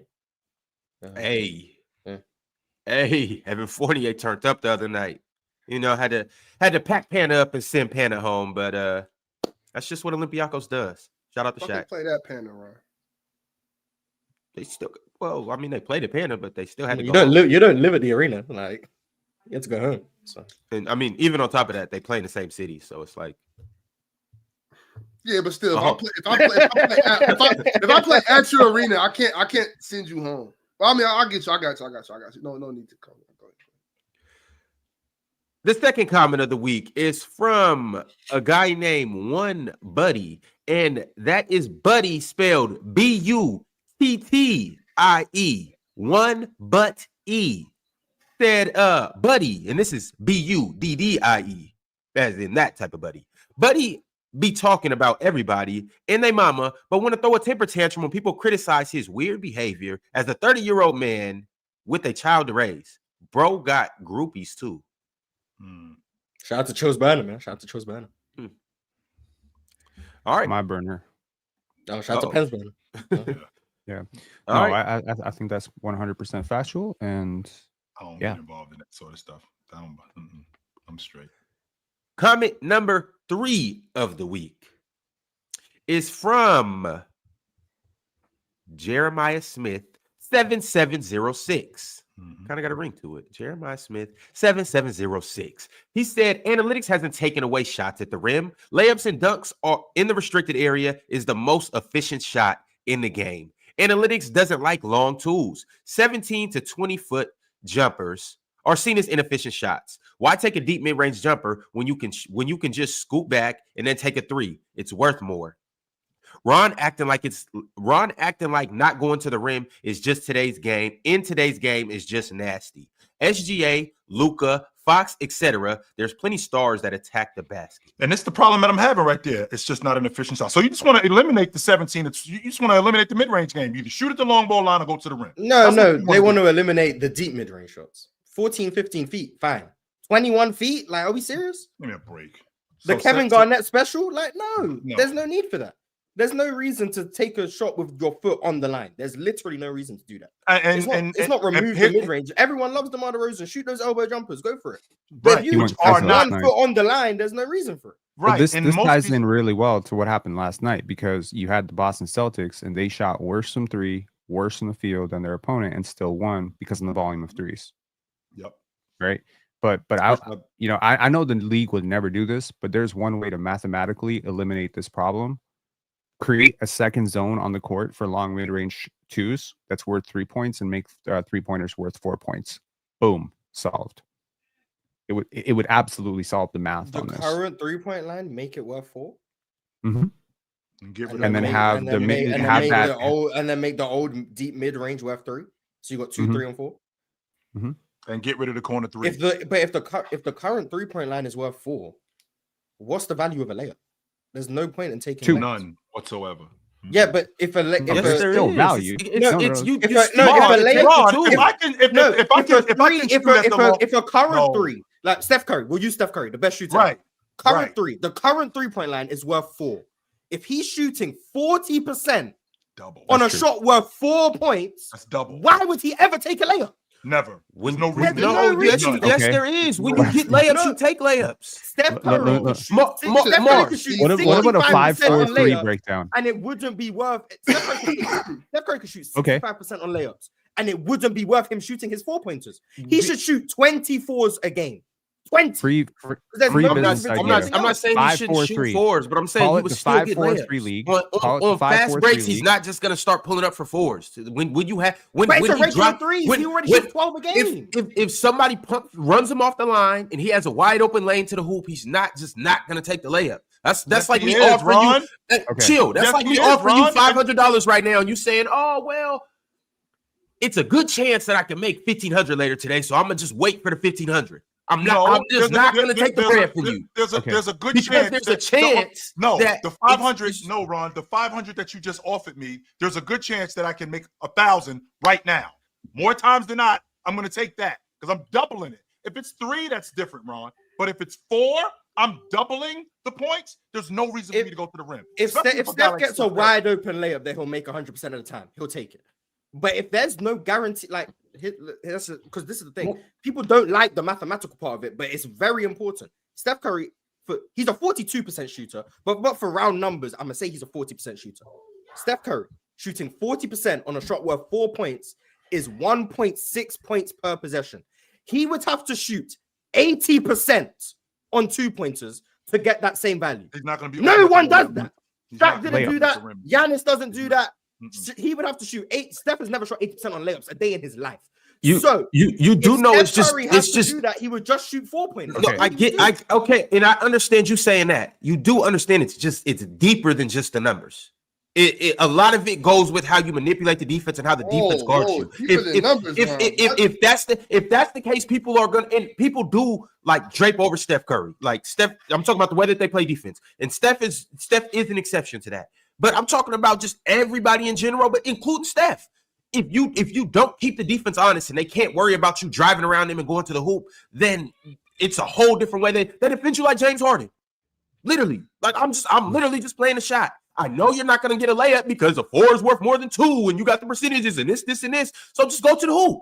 I'm literally guarding behind you. Like I said, if you give him a wide open layup, he's going to take it because that's worth more. That's going to be worth 2. Why are we talking about? So you're obviously going to have to play both. But the fact of the matter is, if Steph Curry drives and you just be like, oh, well, he's not going to take the 4. Yeah, he's gonna score whenever he wants. But the reality of the situation is you're gonna have to guard both because if you just give him wide open layups, he's never gonna miss. What when you guard both, he's shooting 40% on a 4-point shot. The mathematically it just doesn't make sense. Mars, would your opinion on this be worth 4 points? Are we serious? Bring it back down to reality. What if you extend the 3-point back 3 feet? Like that's crazy. You would have to extend the line. You would have to. There we go. So that makes the current 3-point line would make no sense. Okay, but the conversation I was having a second ago, one of y'all said, "Well, what's the point of shooting that shot?" Because nobody wants. It's like y'all, like we were talking about a little bit ago, how fast the game is. Nobody wants their players on the court looking down at their feet to make sure I'm shooting. If you got an open shot, don't check where you're shooting the ball from. If you can shoot the shot and you're open, shoot the ball. Nobody got time to. Oh, well, let me take a step back. Like there's not defense out here. We're playing basketball. You're supposed to find the best your open shots. Shoot the ball. Nobody got time. Well, I'm at the 19-foot line. Let me step back and shoot. Like that's just bad. Like it's bad to me. It's bad to me. It's not bad to everybody else because that's just bad basketball. I guess I don't know. That's crazy to me. For spacing, people just know not to be 21 feet out. They know to be behind the line. That's what it is. It's not. Oh, I catch the ball. I'm gonna look down. Oh, I'm not in the right spot. Let me step back. It's no. I'm going to make sure I'm in the right spot before I even get the ball because we've worked on our spacing. We understand where we're meant to be. We understand the court dimensions. We know where everywhere is on the court. So we're going to be standing in the right spot. That's how it works in theory. That's how it works in theory. Now, there's obviously theory, but we you know how many times we've seen where you don't know where you are because how many times people step out of bounds on the sideline. Yeah, that's why I said in theory. I mean, human error. Human error is a real thing. This is sport. Human error is a real thing. Exactly. But that's what I'm saying. Like if I don't need now. It depends on how you're looking at it. Like how are we looking at the game right now? Are we looking at the game as how we would look at it if we're watching as fans? Are we looking at how we would coach our team? Are we looking at about how we would play? How are we looking at this right now? Because if we're looking at it as how you would coach your team, you don't want your players out here so worried about not shooting long mid-range threes that they're just not shooting that. You know what I'm saying? Like my bad, mid-range twos. You don't want that. If we're looking at it like, oh, fans, what we want to see, that's different. You know what I mean? Or players, it's different. Like how are we looking at the game right now? You know, you can't have your players out there so worried about not shooting long twos that when they catch the ball, they're looking down or stepping back and all that. Instead of just shooting a shot in rhythm, catching it, stepping in, worried about where your feet are because the efficiency doesn't make sense. That's just dumb.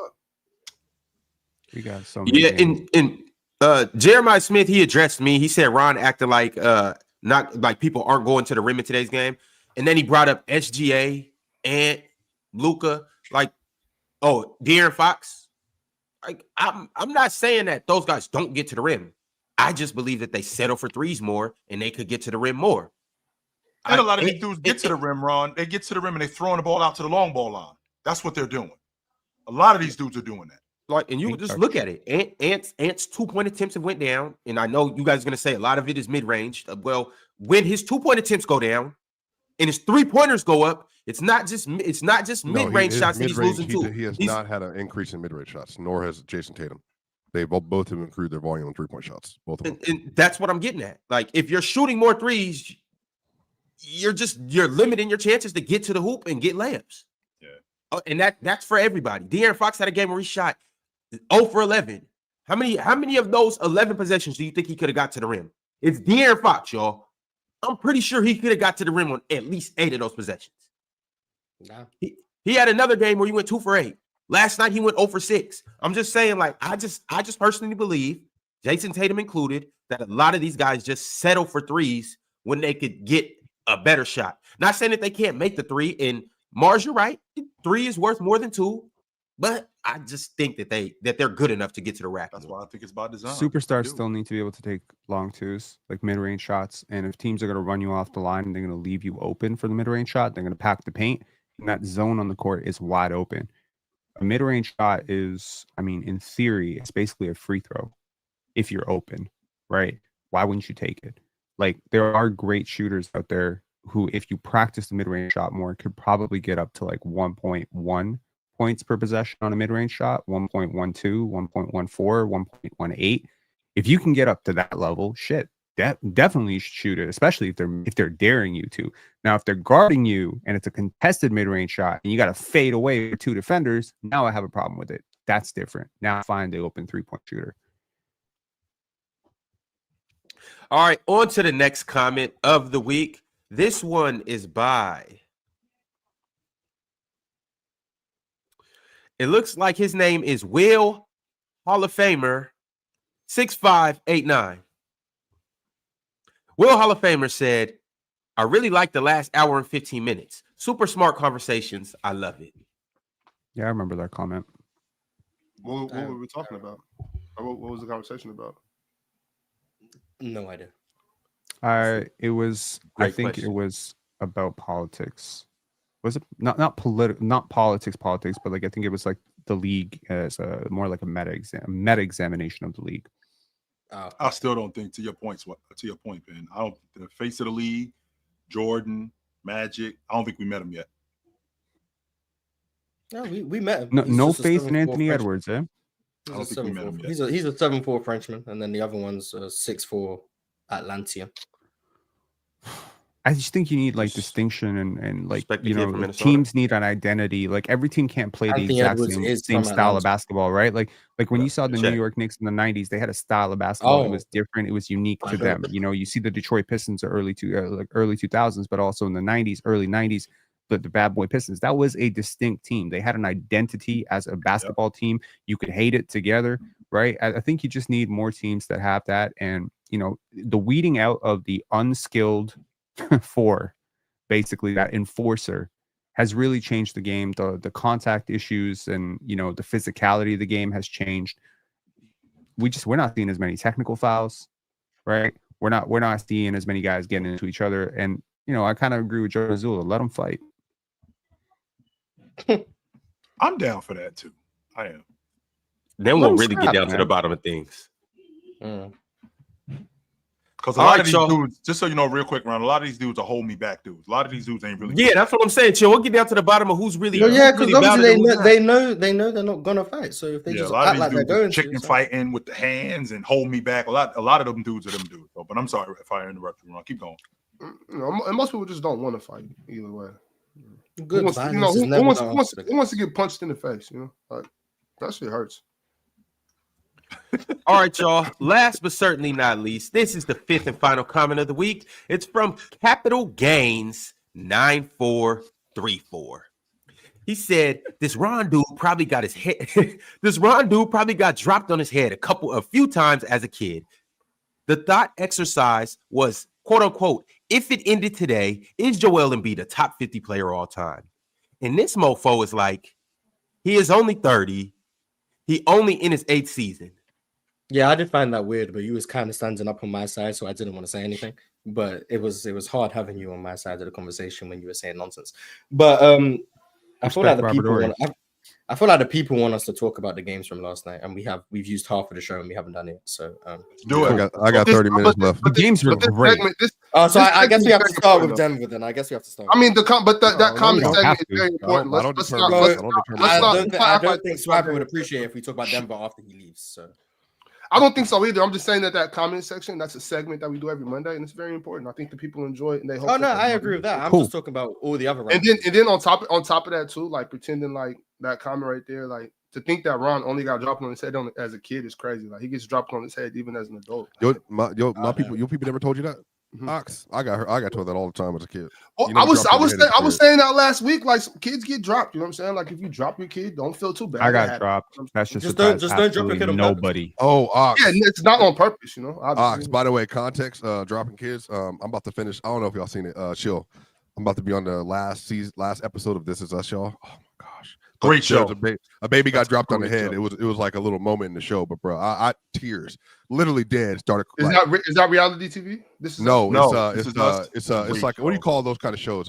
Penn. Melodramatic. Yeah, drama. like a drama series. Drama No, series. it's a TV drama series. No, it's not a TV soap opera. drama series. But Great it's show. Ox. It is exceptional. I legit was crying. Was crying. I didn't know you were an actor. You an actor? I'm gonna check it out. No, this is us is a great show. 100%. So Swiper, you an actor? No, he was on the show, watching the show, not on the show. Yes, I did do Shakespeare and Othello and all that for years. So yes. And just because you cry at a show, I was sick when Mr. T pushed Mickey down them steps and Mickey died. I wanted to fight Mr. T. I was sick over that. Yeah, like when Scar falls off the edge. To Swiper's earlier point, tears. I was like 5 years old, bawling. So I could not believe it when he killed me. Talk about these games Yeah, once we start talking about these games, y'all are gonna be like, damn, I wish we had another 2 hours. That's what I'm saying. We should have started. That's what I'm saying. We should have started a long time ago. We're such a bad basketball show, man. I swear, we need to do better. Yeah. Well, I to relax a little bit. Here we go. The first game of the night we're going to talk about. This is the game I was watching on playback yesterday with Jordan. We have the Denver Nuggets and the Dallas Mavericks. The Nuggets pulled it out. It was a close game down to the wire, but the Nuggets won 122-120. The Nuggets are now 7-3, and the Dallas Mavericks have fallen to 5-5. Fellas, talk to me about this game. When I watched about Kyrie, we see Kyrie. Yeah, I mean Kyrie was. It got so bad yesterday. Yeah, it got so bad yesterday. No, that's not what happened. Chill. Penn. He was 11 for 13 in his first 13 shots. He made first 6 3-pointers. And Penn, not open 3-pointers. One of them was open in the corner. Every other 3-pointer, hand in his face. Versus a bigger player. Jamal Murray's bigger than him. Didn't matter. Peyton Watson's bigger than him. Didn't matter. Christian Brown's bigger than him. Didn't matter. It got so bad where I was legit hoping that Kendrick Lamar was going to drop a new song last night. That was the only thing that was going to distract Kyrie Irving from doing what he was doing yesterday. He was. Go ahead. I didn't understand why Dallas didn't stick. I seen the Lakers do this in '87. You're not gonna make me play the way you play. If I want to play fast, I'm gonna play fast, no matter what. And I'm watching Dallas early, and I'm watching Daniel Gafford just rim run, and then they went because it was effective. It was working. Because that's where it comes down. And then they just stopped doing it. Because you can't maintain that over the course of a game, and this is because the issue. Why is though, Denver, Swiper? Why can't we play fast the whole night? Why can't we do it? Because that's not playing fast. So what Denver is doing, they started trapping. They always do. They started trapping Luka, especially at the level, and then Luka would then make that feeder pass, and Klay Thompson on the connected pass on the third pass made the feeder pass to Daniel Gafford to them as well. But then the Nuggets, what they did is the same thing they did at OKC, and the same thing they started doing 3 years ago. What they'll do is all of a sudden in the middle of the third quarter, they'll change up their defensive scheme, and they'll put Jokic on your worst on-ball option. And they did that to Najee Marshall yesterday. Yep. So then they forced back-to-back empty possessions for the Mavericks, and then that changed what they were doing. So now the Mavericks are playing catch-up. And Chill, the issue is it's hard to play catch-up if you're up 10 or up 9 or up 8 like the Nuggets were, and then for the Mavs, you're like, well, let's just keep going to the same action. Because gambling that Daniel Gafford or Maxi Kleber, not Maxi Kleber, it's like running essentially what you're telling me, Swipe. It's like running a football when you're down 2 touchdowns. Like we gotta start doing something else. They had to start changing it up a little bit, and then they started getting into foul trouble. But then Michael Porter Jr. and Peyton Watson had a great contest on Daniel Gafford yesterday as well at the rim. And so there were just moments where, like, I think the Mavs, they felt the tension of the game slipping away, and so they. But also too, Kyrie was just cooking, and that was just a smart game plan. Give Kyrie the ball. And really, Luka Doncic, who's been not great this year, also sold Kyrie down the stretch of that game. Facts. Luka was dribbling the air out of the ball for no reason. And what's new, Ox? Be careful, Swiper. Be careful. No, but it's not even like I'm trying to Yo, brotherhood. He don't mean this. Y'all don't gotta jump him. What's new? Look at us hating on Luka on PC again. Oh, it sound like we heard this before. I want to make sure I ain't going Yeah. crazy, but it sound like what Swipe was saying. It sound like we heard this before. But keep going, Here we Swipe. go, man. No, Kyrie had it going, and Luka. Yep. And again, a shout out again. I want to shout out, like, this isn't just coming from me. There's some Mavs content creators that have really been on this stuff for a long time now. Shout out SB. You know, she said that Luka has had issues with people taking shine away from him at different points in time in his career. It was with KP when she used to stall him out. We used to stall him out. Not all Mavs fans agree with this, just to be fair. So this isn't every Mavs fan. But I think some of the ones that are a little bit higher in their critique of Luka has done this before, where if he is at the end of a game, he's not getting the last shot or somebody's cooking next to him, where he will sabotage the offense. And again, I don't know if he does it purposely to hate, but he definitely does it at times. SJ Basketball, shout out Dallas Mavericks cover. He does this because he wants to be able to get involved in the moment in some way. And yesterday, Mars, we got to do it. We got to do it in the group. It was Kyrie. It should have been Kyrie. But then he's shooting. What did he shoot? Like a 30? He shot like a 30-footer for no reason. Yeah, it was ridiculous. Is that what I'm hearing? Am I hearing Swiper correct? Do we have a dude that's upset that all the songs ain't written for him? We got a dude that won't sing background. Some people want to be the main character. I'm sorry, we can't write all the songs for you. This dude sound better on this melody than you do. Why can't you sing background? Chill, not just that. The album cover is your face, and then everybody else, they just somewhere in the background. Like, we know it's your squad. You Luka. I don't want to call Luka selfish. I don't want to do that because I don't believe he's a selfish basketball player. I just think that he feels like, it's better off with me doing it. I do think that he's just, like most stars are. I think it's more arrogance, and I'm fine with arrogance. You know what? I'm just that type of person when it comes to basketball. I'm fine with arrogance. I don't think that's a problem. Which I'm cool with that too. I do think that he probably should have let Kyrie keep going, and that's pretty much that. I don't think he's just openly like a selfish guy though. I don't think that. Honestly, I don't think that either. But I do think he will air out the ball a lot though, and last night showed that maybe Luka should have came off the ball. Ox, did you see? First off, Kyrie had 2 ISO possessions yesterday. He had the one at the nail versus Peyton Watson, where he was giving Peyton Watson the. So it was bam, bam, well, he didn't take no dribbles. He just no dribble at all, and nothing but net. But then he did the same to Jamal Murray in the corner. On the corner, but thing. No, but he did that like was a little step back. Yeah, that was a bro. step back. I was like, oh my gosh, bro, this dude is hitting everything. And that's what I be talking about when I say like Kyrie, like the most skilled player in the league. It's like everyone's like, this guy's a better finisher. Like, it's not about the amount of ways Kyrie can get a shot off. Like, that's skill. It's like not every mid-range shot is just a mid-range shot. Kyrie, like, back to back possessions, I believe. You got the triple threat in the corner where he jabs Jamal Murray twice, snatches him into the step back.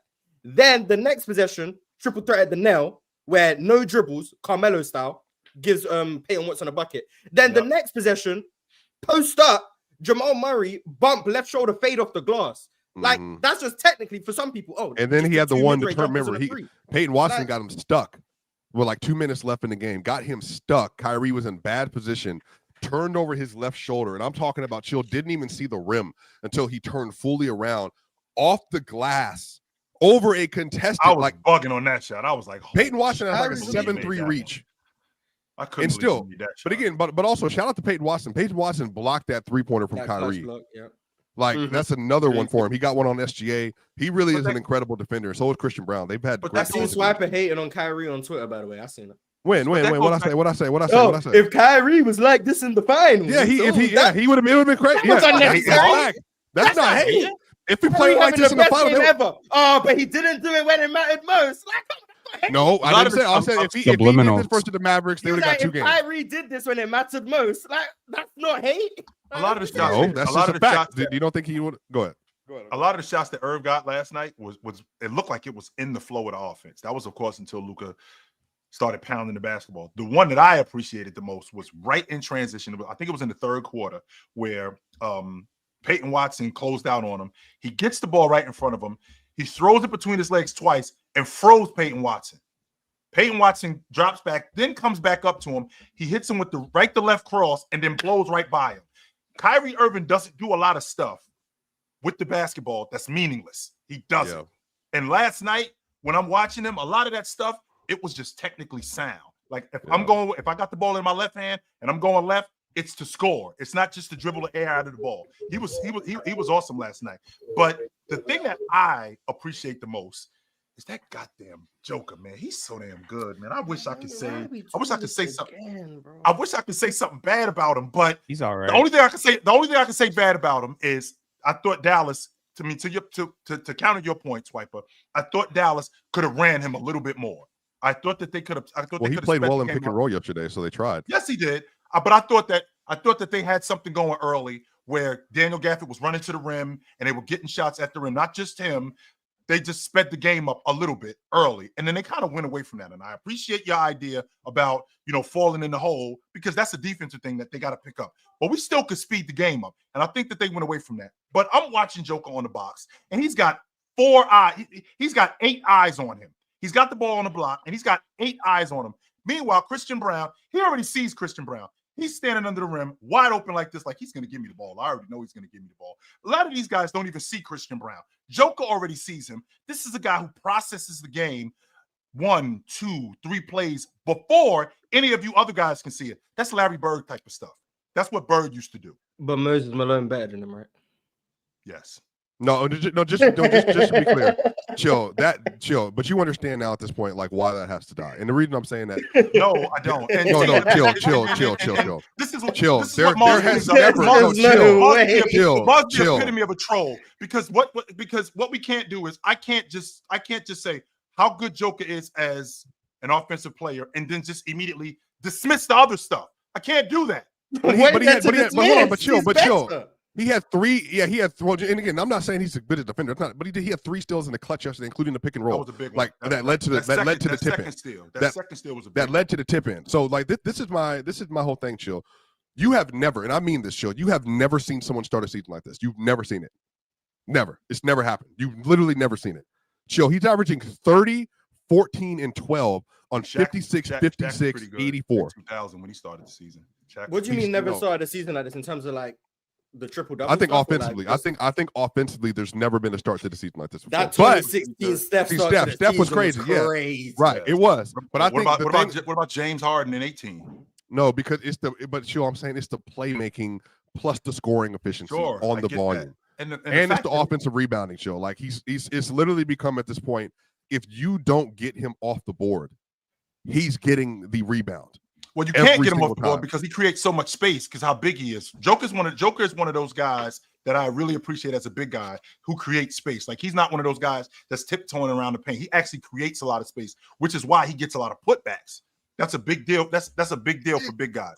Yeah, because he a big flopper, be flailing when he goes up and just dropping on you, make you. Well, that's creating space though, Ox, and I'm not doing it immediately. I'm not doing it illegally.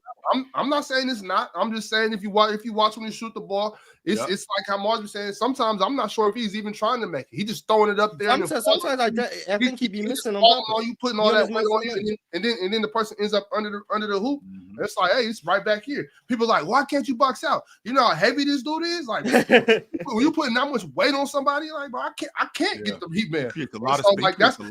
That is a skill. That's not. He's not doing that on accident. That is a skill. My thing with Jokic is, I said this last year maybe. When Jokic isn't shooting the 3 at an elite clip, he's the best player in the world. But I feel like you can have a conversation. You can debate it. You can make the argument that because he's not shooting the 3, teams aren't worried about it. It takes away some of his value as a DHO guy. I understand it. I still think he's the best player in the world. But when Jokic is shooting the 3, the gap is huge. I said it back on the old show. I said it on Open Gym. When Jokic is making the 3, this is the largest gap I've seen between 1 and 2 since peak LeBron. I've never seen a gap between the best player in the world and the second best like this since like 2013 LeBron. Yeah, I don't think anyone comes close. But when he makes the 3, there's no answer. There's nothing you do. And it's so bad because of the space that, and I'll give Murray credit and I'll give Russ credit, because when they drive downhill off that pick and roll, the big has to go because Jokic has created so much space as a screen setter that the big has to roll. But when that's the thing, when Joker, this is how I felt in 23, like in that playoff run.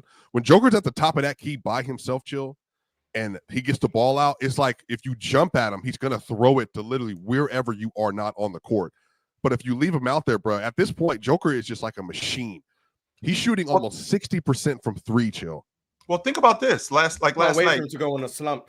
Think about this. 56% from three is a career high. Steals per game, career high. I mean, he's having a career high. Yeah. Everything's a career high. Points, career high. Rebounds, career high. Assists per career high. So everything is on a different level, and he's playing 38 minutes a night. And people he's doing, and he's not out can't be sustainable, right? 38 minutes. Why not? Well, they have four. They have 4 days. Why are they're running it? Yeah, they have a long. They're running an 8-man rotation in the first 10 games. No. Yesterday, that was yesterday. People saying he doesn't. That can't be sustainable. But to people saying he does not defend, I think like you need to contextualize what he does well defensively in order to make that claim. Sure, he doesn't do that one thing you really like a big to be able to do defensively. He doesn't like to switch out maybe as well as some of the best guys in the league. He doesn't block shots like the best guys in the league. He's not blocking shots like Chet, but his hands are active. He's a great communicator defensively, and he boards like crazy. And also, one of the big differences this year, his offensive rebound rate has gone through the roof. Like he's averaging damn near 5 offensive rebounds around the rim, especially around. So he's so been a beast. Yeah. He's been a beast. And the thing I respect about Jokic is it's like plug and play, whatever you need me to be. Right? If you need me to get 14 points tonight, but you want me to man the glass and get 20 rebounds, I'll do that. If Jamal Murray's cooking. He's just anything his team needs, and that to me is very valuable because he can fit into any team's context. And again, he contributes defensively. He is participating defensively. He's not a cone. He has limitations like any player his size of his build. Yes, you don't expect him to be able to do what Wemby's doing because he's not built that way. But he is a big body.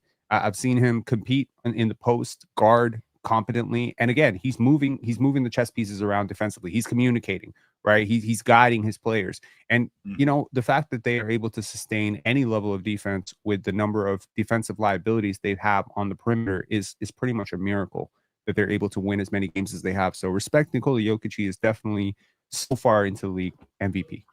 I've always felt like a player of that caliber, there's something that you're going to have to give up, no matter what it is. You're going to have to give something up. And with Joker, I think it was Russell Westbrook. No, it wasn't Russell. It was Jamal Murray coming off a screen, and they were right at the nail. He's coming off a screen, and Jamal Murray takes both of those guys with him. Joker's at the top of the key. There's nobody within 5 feet of him. Nobody runs out to him. Nobody closes out to him. And the reason why is because, okay, we're going to give that up. Because if I run out to him, he's probably going to put the ball on the floor, and he's going to find somebody else for an even more efficient shot. Considering how good he's shooting, he's going to find somebody else. So what I'll do is I'll just live with him shooting wide open threes. That's where we are with Joker at this point. I'm going to live with him shooting wide open threes as opposed to him getting downhill and playmaking, as opposed to him being around the rim and scoring the basketball, as opposed to him being on the block. I'll live with him shooting wide open threes because I got to give up something. He's fantastic, man. He is. And Christian Brown's been, he's been great all year, but he was also really good yesterday. Like, again, I'm not even mad about the Kyrie stuff, but they defended Luka Doncic super well yesterday. They outright defended, especially Peyton. Peyton, like, and again, Mars talked about this in the offseason, and I think he had credible reasons why he was down on the team and why they would struggle. Sure. But they have all taken leaps. Like, some of this is rhythm. Like, some of this is rhythm too. Like, sometimes you just catch a rhythm as a team. Peyton Watson was 4-4-3. Go ahead. I was about to ask you, is it fair that the shots that weren't going in 2 weeks ago are going in now? So it looks a lot different. But I think it's bigger than that. I think the first 2 games of the year, Chill, I think adding Russell Westbrook to Ox's point is a big thing to add because you have to basically redevelop your play style when he's on the court to maximize him. And I think they struggled to do that out the gate. And then the other end of this, they have a new starting lineup, even though it's better than it was last year, which is crazy. It's still new. So now you're getting Julian Strawther, Peyton Watson, and Christian Brown, and then Dario Saric is playing. Dario hadn't played the last 6 games.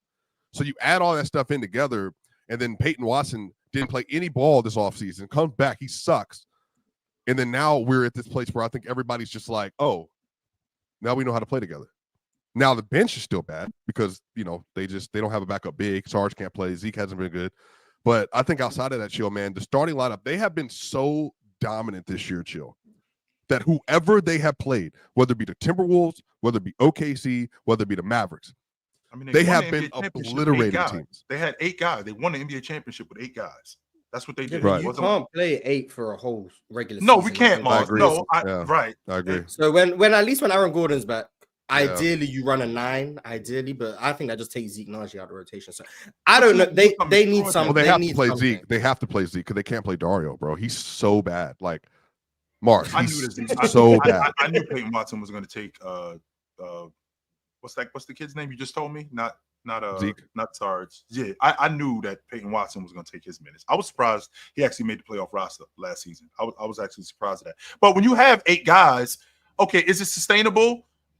Not ordinarily, Mars, but when you got a guy as good as Joker, I mean, there's a reason why he got in better shape. There's a reason why he worked on his game the way he did. There's a reason why he has slow starts sometimes, but then he gets going and it's almost impossible to slow him down. Not stop him because you're not going to stop him, to slow him down. So this team goes as he goes.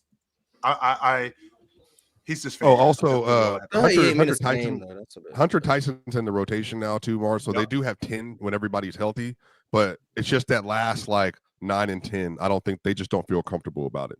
You know, like I think that's where the issue comes from. I'm not comfortable with 7 last night. Well, who's the 8th you're not comfortable with? Yo, look, come on, let's move on. Oh, Russ. No, I'm not gonna. I've been trying to hate on Jokic recently because don't worry, Ron. I've been trying to hate on Jokic recently because if I say what like really goes through my mind when I watch him, I'm gonna just start saying some flagrant things. So I've been trying to hate, but he be making it really hard to hate. So like I need him to have like a stinker at some point or like just fold in the clutch so I can start hating again because I'm not enjoying what I'm watching right now. Because get that malice out of your heart, Mars. No, because if I you are the voice of America right now. No, everyone who knows this show knows I was telling you guys about Jokic when you guys were the ones hating.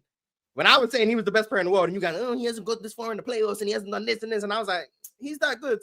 I was that guy, and then he wins a chip in 23, and all of a sudden everyone's acting like, oh yeah, we always saw it. No, the hell he didn't. But that's besides the point. Now I'm watching him, and it's like, I don't want to say what I'm really thinking. It's like the James Harden over Russ in 2012 thing. Like I said it because you kind of like forced it out on me. I don't want to say what really goes through my mind when I watch Jokic play.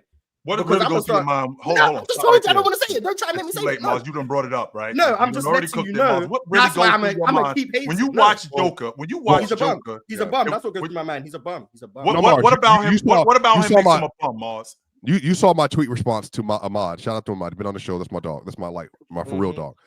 You saw my response to him yesterday when he said he named the 14 players. I said, I only think there's 8 players that I legitimately say are just legitimately better basketball players than he is. And I don't think that is Kevin Durant. And I don't think it's Steph. Like I think Steph is. Peak for peak. I mean, just even as players, I don't think Kevin Durant is as like good as this version or any version of Joker. I don't think KD. I think Jokic. Me too. Yeah, but you were saying some ridiculous things wrong. What I say? Ron, what you say, Swiper? What you say, Swiper?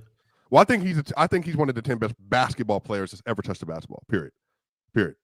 Just best basketball, not great. Best basketball players to ever touch a rock. Jokic is one of the 10. Period. I think that if you want to take the obvious ones, which is LeBron, Arvidas, Jordan, Kareem, I think Bird, Magic, Hakeem, Duncan, Shaq. That's 8. But outside of that, Chamberlain. Who? I mean, you gotta remember, Will is just as good a passer, if not better. Yeah, I think Chill is the only one on the Chamberlain thing up here, at least for me. I just don't think Chamberlain just, I feel like we didn't see a lot of these passers play in a 3-point era. Magic Johnson, we did not see the prime of Arvidas Sabonis. Yes, I'm still on that because he was a lot of Jokic's, but he's bigger, longer, stronger, and more athletic. There's a lot of that. I just think that today's game, with less size, less physicality in the NBA, there just aren't a lot of teams that can deal with a brute force like this. I would have loved to see him go up against Hakeem, a Shaq, and just see what it looked like. I'm not saying he wouldn't have done great. I would have also liked to see him in a shrunken court. I would have loved to see him when those passing angles were not as wide. I'm not diminishing his greatness. I'm just saying this era really would lend itself to a passing big who can stretch the floor. And we've seen a few in the NBA. We've also seen great big playmakers like Magic Johnson. And I would love to see what Magic Johnson would do with the 3-point line in a fast pace. I mean, he played a fast pace with the Lakers, but I would love to see him without the paint being clogged. More competent, and more competent shooters, sure. And really competent shooters and spacing the court out. Like imagine right now, just hypothetically, imagine Magic Johnson on the Boston Celtics. Whew. Imagine Magic Johnson on the Indiana Pacers in place of Tyrese Halliburton. Like that pace. The issue is era taxing though. Like I think it's always hard to apply context because I think Jordan every one of those players, but even LeBron, like LeBron for me, but before he won a ring, I think he was one of the 10 best players ever. And he had 2 MVPs, and then he won another one in 12-13 by that point, and then finally won a ring.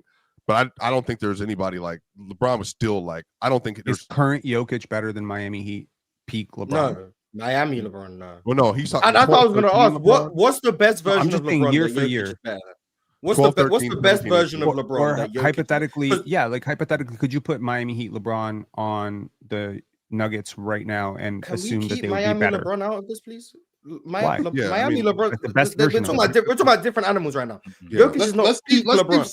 Let's keep second Cleveland out of this too. But that's what I want to ask. To say because we all are in agreement. Jokic right now is not 14-15, right? but yeah, I think 17-18. Jokic right now is better than LeBron is right now. Today. Right? We all agree. Today, right now. Okay. Yes, right now today. So what is the best version of LeBron that this Jokic is better than? It's not Miami LeBron. This Joker. Is he not better than 2020 LeBron? This Jokic is better than I think we can have a conversation about 15 James because he had. No, hold on, chill. No, you're going. Just to be clear, this version of Joker, this one, is better than any version of LeBron. Except for, no, listen, you're the one that want to put Moses Malone in this conversation. Keep going, except for college LeBron. Say it. You're the only one that believes this. That's I never went to college, bro. Literally, Swiper, go back, finish the statement, Swiper, please. 12, 13, and 18 LeBron are the only definitive years that LeBron has. But even 12, but even 17, 18, chill. He never, ever was the half-court offensive player that this version of Joker was. The defense is what's going to take it. It's the transition defense, it's the switch defense, and the help side protection. But just to be clear, chill, LeBron doesn't, and as a matter of fact, I'm going to say this right now clear. LeBron doesn't have a single half-court offensive season better than what Joker is doing right now. Okay, but overall player, as an overall player, we don't got to break it down. He's an overall player from 2010 to 2019. Oh, well, Jokic is several years better than LeBron's though. Because remember, LeBron was so here are the years. Is Jokic maybe here 18, are the years. From 09 to 18, Jokic ain't touching Brown, bro. So 03-04, he's better than 03-04 LeBron, which is rookie year. He's better than second year, third year, fourth year LeBron. He's better than those four versions. Okay, so I think when the conversation starts is so I think the conversation starts at 07-08, right? Where LeBron finished top five in MVP voting. And I think it's clear that 08-09 through 12-13, you could definitely say, like, I think Bron LeBron's got better. that. Okay, that's but like 13, 14 through that's like 87 to 91 Jordan though. Like, yeah, I mean this to me. There's no. But that's why I'm just trying to find out because LeBron is in the modern era, the modern game. He's still around now. Yeah, he's the gold standard. Yeah. He's the best. Yeah. He's the best player of the last 25 years. Right. Yeah. So if Jokic right now is the best in the world, what version of LeBron? And I'm not saying put LeBron in today's game. But what version of LeBron would have to be in the league where he's not the best player in the league, but he's the second best player in the league? What's the best version of LeBron you can get to where he's not better than Jokic, but he's better than everyone else? If 08-09 LeBron James is in the NBA today, he's the best player in the league. Okay, so then it's not 09 LeBron. So it's not that one. Is it 20? Is it 2020 LeBron? Is it 2016? Is it 2020? Not 2020. I think the only one we can have a conversation about, Mars, is 14-15 James because he had Jokic clear. You also realize you have to add the playoffs into that, chill. I mean, yes, I do. Jokic is comfortably better than LeBron was in 2020. Yeah, he had a back injury that slowed him down. That year, I feel like we can have a conversation about the 14-15 James. Absolutely. I don't think it'll be a conversation. I think the only reason it surprised you on his career that Jokic is shooting 6% better from the field than LeBron better from three than LeBron, better from the free throw line by nearly 10% Better than from mid-range LeBron. than LeBron. Yeah, all that. Yeah. Right. LeBron was Now, still what does better. LeBron do better than him? Would it Even with also those numbers, surprise bro. you? tell me. What does LeBron do better than him? You tell me, Ron. What does LeBron do Defense. better? Defense. Defense. Okay. And what else? What do you mean? Who's and the what better else? score? Ron, who's the better score? LeBron. Okay. Oh, be serious. But Be now bring serious, up the bro. playoffs. Now bring up the LeBron playoffs. is a better That's what I'm scorer than saying. Nikola Jokic. Yes, So if a guy is 6% 2015, true but shooting better, how the hell is the other guy better? Just because you're more efficient doesn't mean you're better. So how do you define better? Volume? 2000s. He's averaging damn near 30 points per game right now, Ron. Okay, but just to be clear, but Pin, realize I didn't say this. I am not comparing Jokic to the GOAT. Like, I did not do that. But I'm telling you, we ain't comparing to Bill Russell. No, I agree. But I think outside of those two, you'll hear me say, outside of those two, definitive. If you're saying Kareem, and then you're getting the Shaq, you're getting the Larry, you're getting the Magic, this is where I'm saying he's moving to in terms of what he's doing. Because I don't think there's an argument for these two. Those two are in a pantheon. Like, I think Jordan has the best 4-year run ever. So, like, I don't think LeBron's even in that, like, for me. But I think, Chill, if you go beyond that, like, to everybody else from this board, he puts up this Jokic can put up versus Magic, Bird, Wilt, Kareem, Hakeem, all of them. Swipe, I thought we were just talking about last night's game. Swipe. I thought we were talking about last. Yeah, but now we're talking about the historical implications of what we're seeing from one of the great. But you know what was historical? Last night's games. We're They were not uptight awesome. no more. I thought we Last night's games were awesome. I can't believe we haven't talked about that Spoelstra play yet. That was incredible. Because that was terrible. Because Spoelstra's ruining Bam. We know what? If Jokic keeps this up, let's do an episode Jokic versus whatever version of LeBron. But I think there's probably a lot of people that would really like to hear us talk about those games. I was having fun talking about Jokic being the best offensive player of all time. That's having fun. But I guess. Yeah, well, my last comment will be Nickeil Alexander-Walker is still one of the best defensive guards in the league, but I have no idea what you're doing. I don't know why your back is turned. And then you foul him. And then you blew it. Made no sense whatsoever. Blew it. Yeah, that was like no matter what play Coach Spo draws up, you have to protect the rim, and they didn't. So it was. Did they call out the switch though? Because that wasn't initially his man. Regardless, his man wouldn't set the screen. It was a good play. It was a good play. He did blow the switch all together at the same time. What was it? Were they supposed to switch? Did him and Ant talk about that? Yes. Finch. I'm saying like that wasn't.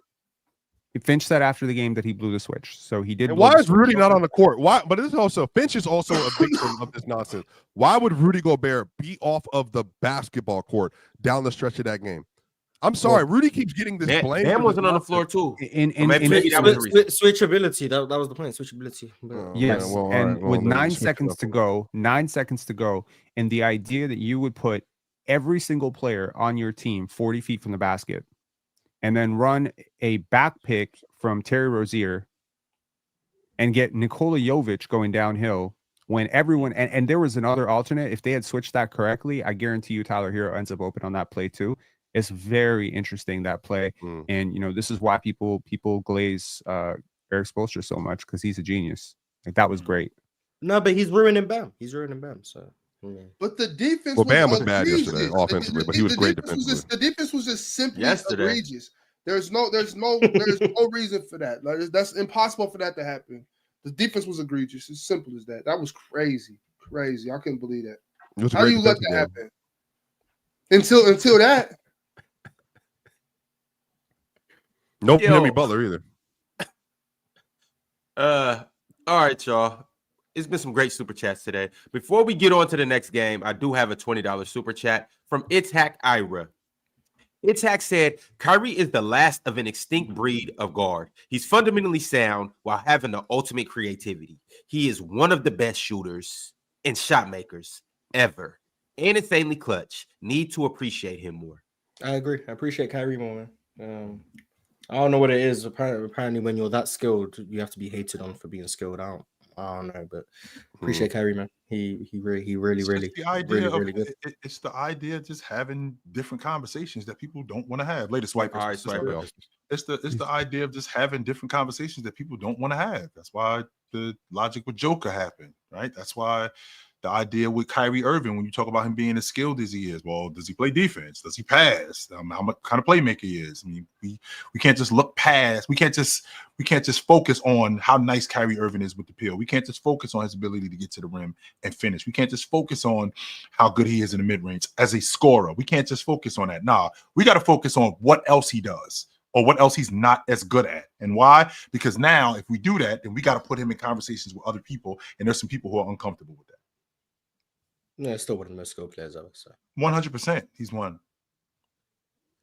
The Trib One said, "Well, Wadabayo, what do you know? What do you know, Ron? What do you know? Where did you get Wham Debayo? What? Whatever. Well, This is your man. This is your man. Wadabayo. Focus, Ron. What do you know? Well, what do you know? D'Lo not getting his back blown out on D helps our team. D'Lo run the second unit and let a better defender guard the primary ball handler. Beat two easy teams like we were supposed to. Shout out to Cam Reddish. That game didn't look easy in the first half, but shout out to Cam Reddish, man. Getting some minutes. I still believe in the upside, man. That's gonna be Paul George. Just give him some time. I still believe in it. So what? I didn't see the Lakers game last night. What did they mean about D'Lo? What happened? D'Lo came off the bench. He's a bench player now. He's a bench player now. Yeah. Well, what do you know?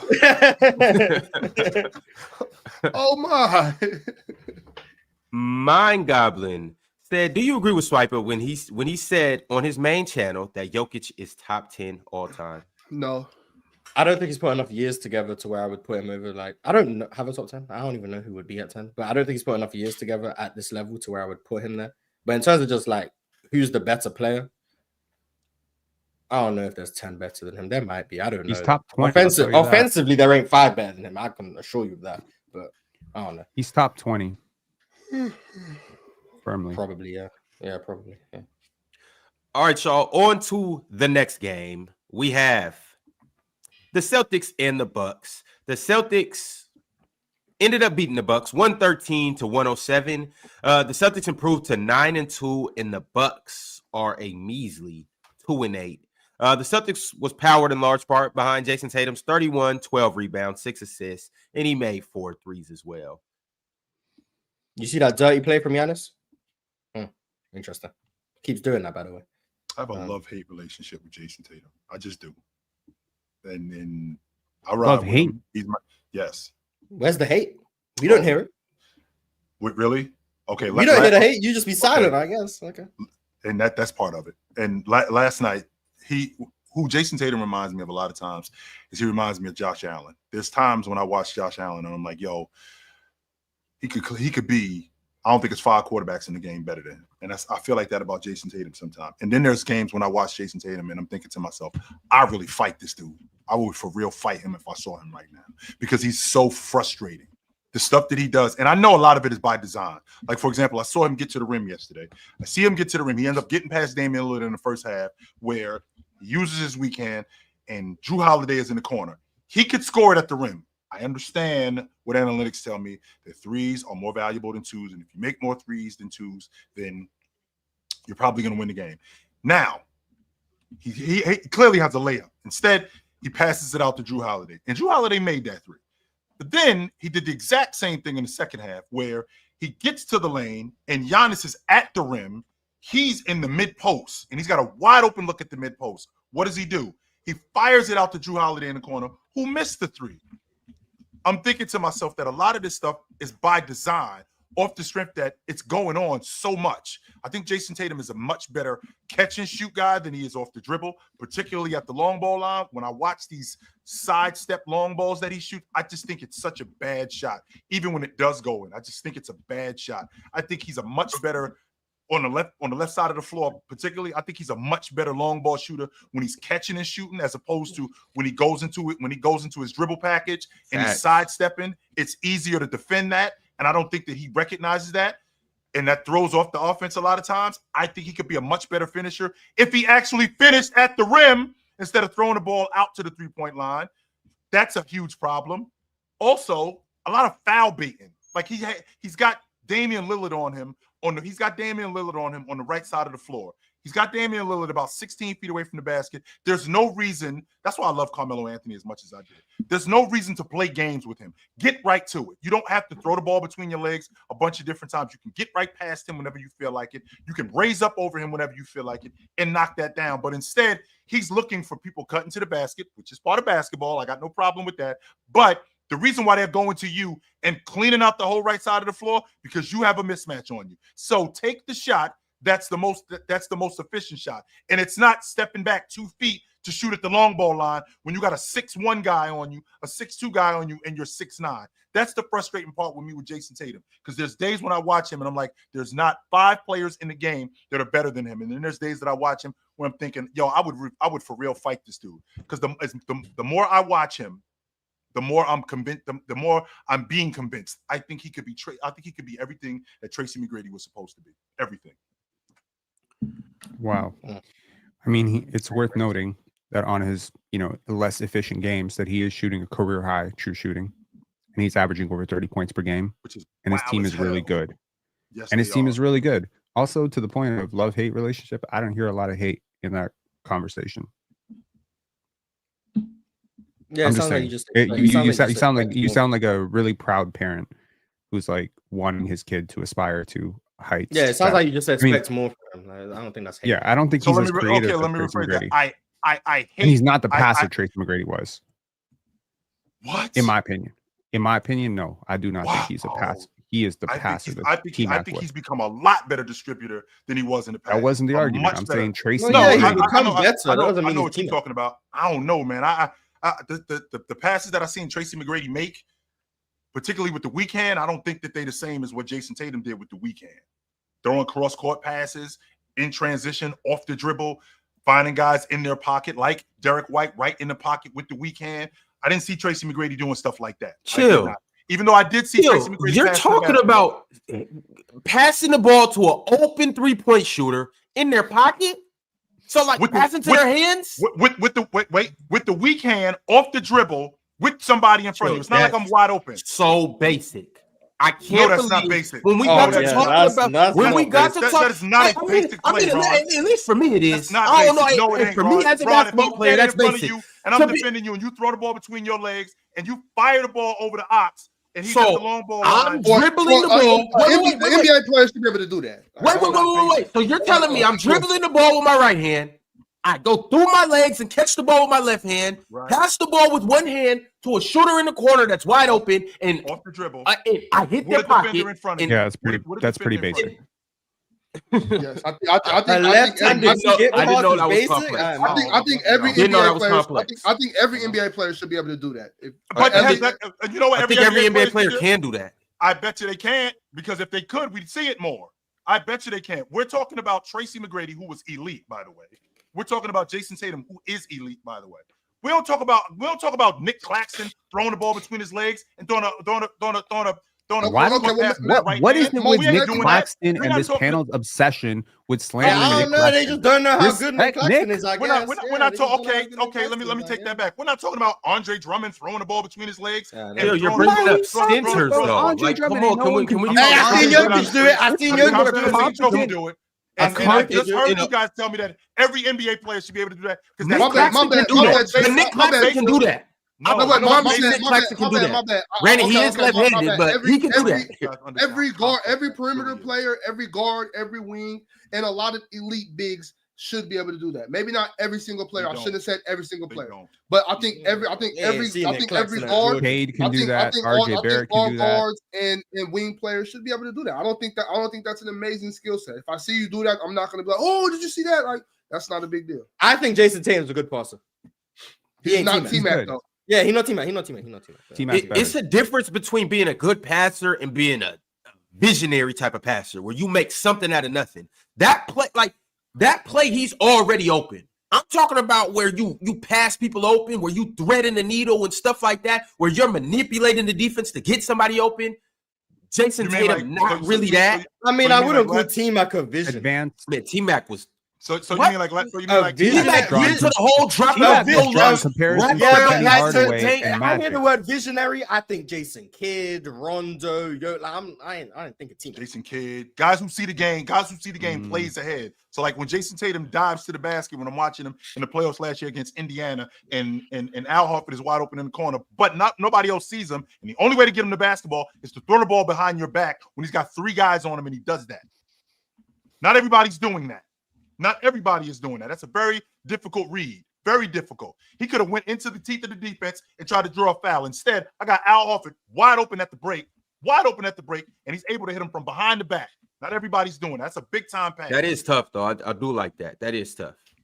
Yeah. I mean, I'm sure Jason But Tatum will when have you a say better love- career, but really peak T-Mac quickly, is better. Really quickly, Penn, when you say love-hate relationship, I'm not like you dudes, right? I hate some of the stuff that he does off the strength that I think that he could be much better. I don't hate him, though, but there's sometimes I want to choke him because I see how good he can be, and I see how consistent he can be if he just did this. He's been good. He's been really good. Yeah. He just has like 2-3 games every now and again where you get frustrated, but then you look at the full body of work and you're like, shit, this is a great season and they're a great team and they're defending champions. So it's really hard to be critical when the process, you know what I mean? Like sometimes we become too obsessed with ball watching, right? Like if it's a turnover, it's like a terrible play, but if it gets through somehow, I'm just looking at the idea. Did you have the right idea? It's the same thing with the shot. Like, okay, on the same shot that he's going to go 7 for 21, one night he's going to go 14 for 21. And it's going to be the same shot die. Are you taking the shots you're supposed to make? Yeah. Are you going to win 9 times out of 10 taking those shots? Yes. But one night it's going to look really shit and you're going to be 4 for 21 and you're going to complain. You're going to want to choke him that night. I'm just saying, like, respect the bad nights, man. Everyone has them. Yeah, except Jokic, apparently. I hear you, Penn. I don't want to make a big fuss about it, Penn. I really don't. And I hear what you're saying, and to an extent, I agree. But I don't respect the bad nights because it's just not a fair sport. You know what I'm saying? If you play, like if you have like what you said a minute ago about like it's about the idea. I see what you're saying, and I want to agree with that. But for me, I can't because it's like, well, yeah, you have the right idea, but the pass didn't get through. Bad pass. You know what I'm saying? That's just where my mind is. So you're not on your Daryl Morey timing where when you lose, you no, because I don't want basketball and life are different. Like, well, they're the same. It's the same. It's just not fair. Like I don't care. I don't care who your teammates were. You lost. You know what I'm saying? I don't care if that was the right idea. The pass didn't get through. You know what I'm saying? Like, that's just where it is with me for basketball. And Penn, like I said, I'm not trying to make a big fuss about it. That's just where my mind is, and I'm not trying to convince anybody else to think that way.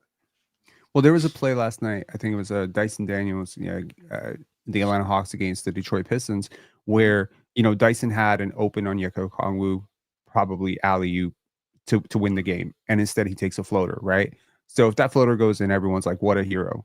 I'm always going to criticize that floater because you had an open rim running athletic big open for the shot. So it doesn't matter to me that was the right play. So now, what if he makes the pass to Onyeka and Onyeka botches the dunk?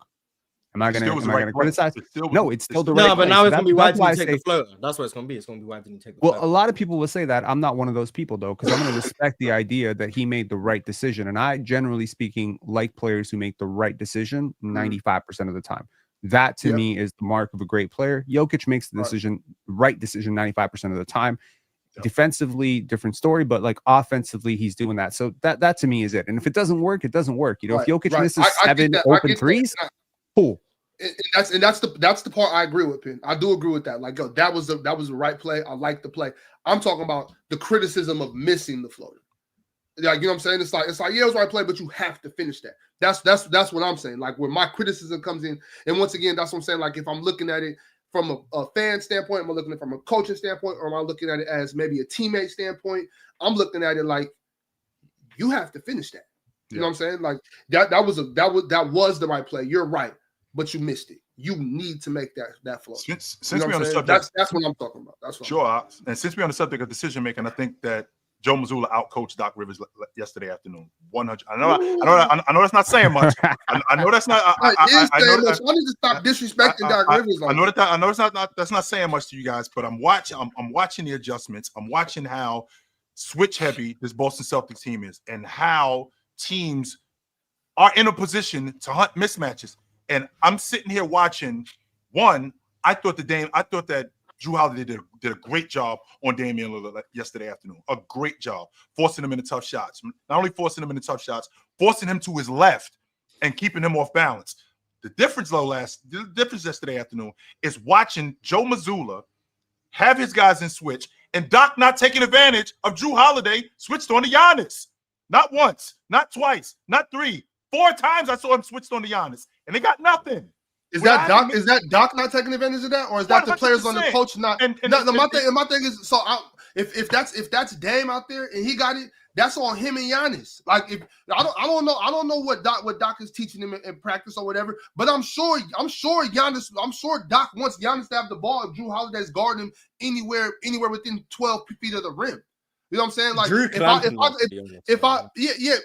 Drew has the ability to make a stop there. I'm not saying he doesn't. What I'm saying is I'm getting on who the hell got the ball out there. If Damian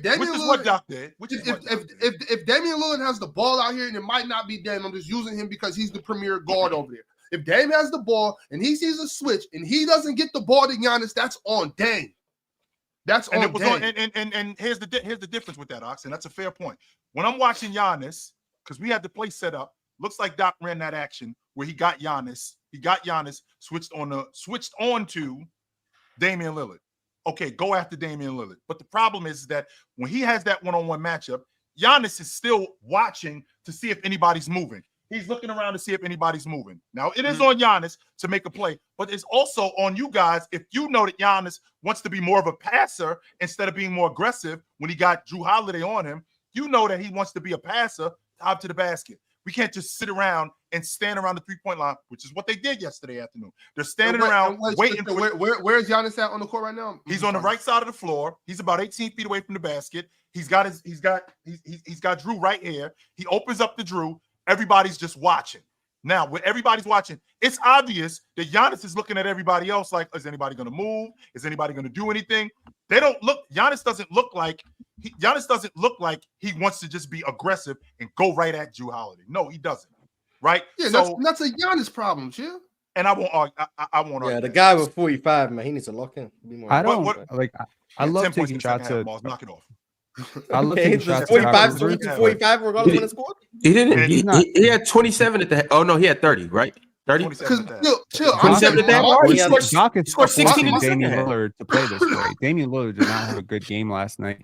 And respect AJ Green off the bench, who is just a revelation. I love AJ Green. 60% from 3 this year. AJ Green in the start. He gets so high on his threes. Andre Jackson be jumping high as hell. The starter. AJ Green is coming off the bench, but he needs to start. Yeah, he's saying he needs. He's saying he needs to start, but then you need. I don't agree with that. I think you keep it on Andre Jackson, but AJ Green, I love AJ Green. Man, Penn, we get to the bench when we get to the bench. Like, so are we gonna? I mean, we discuss this every time the Bucks lose, but like we watched the Celtics just hunt Damian Lillard every time. Go after him in the When is Chris Middleton coming back, yo? I might be out on that too. This the second. I don't know what's going on with Chris Middleton. Just for as a conclusion of what we were saying just a second ago, though, Chill. Just to wrap that up, I want to also say that nobody. I like the off ball motion. I always want off ball motion, right? But if I'm over here weak side and I see Giannis with Drew guarding him, I'm not cutting this way to the rim. The only person that should be cutting is the person that's on that side getting the help defense out of there. You cut to give him that island. Giannis looking at me. I'm looking at Giannis like, go. Like, what are you doing? Like, what are you looking for me for? You got a 6'4" guy guarding you. I don't care if it's Drew Holiday. You're Giannis Antetokounmpo. You got to take him every single time. There should be no. He should. What are you looking for me for? You got the ball. You're 17 feet away from the rim. You got a mismatch. So like this is a Giannis Antetokounmpo problem. What are you trying to be a facilitator for? You're not Jokic. Who the hell you think you are? Go score the basketball. So if that's he was their best player regardless last night. Giannis was going to work last night, though. I think Giannis is the least of their problems. I think Giannis is the least of their problems. He's been the least of their problems. This is not a Giannis issue in Milwaukee. We're just talking about this particular play, Ron. I'm not talking about the whole season. We're just talking about this particular play. We was talking about Drew Holiday getting switched on to Giannis. I see Giannis cook Drew Holiday multiple times last night on the block throughout the switch. Cooking.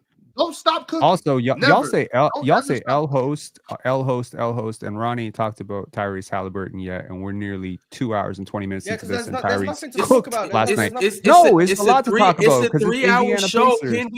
We gonna get to it. It's a 3-hour show. I'm not complaining. I'm giving you props. Oh no, we about to get to it, and I got a bone to pick with you. Don't worry about it. And it's not Tyrese Halliburton. We gonna get to it, but Benedict Mathurin is next on the list. Well, hold on, I want to read the super chat from MP13. He said to Chill's point, if you look at Tatum's catch and shoot three numbers, he's elite, but then his off the dribble numbers from the three are so bad it brings his percentage down considerably.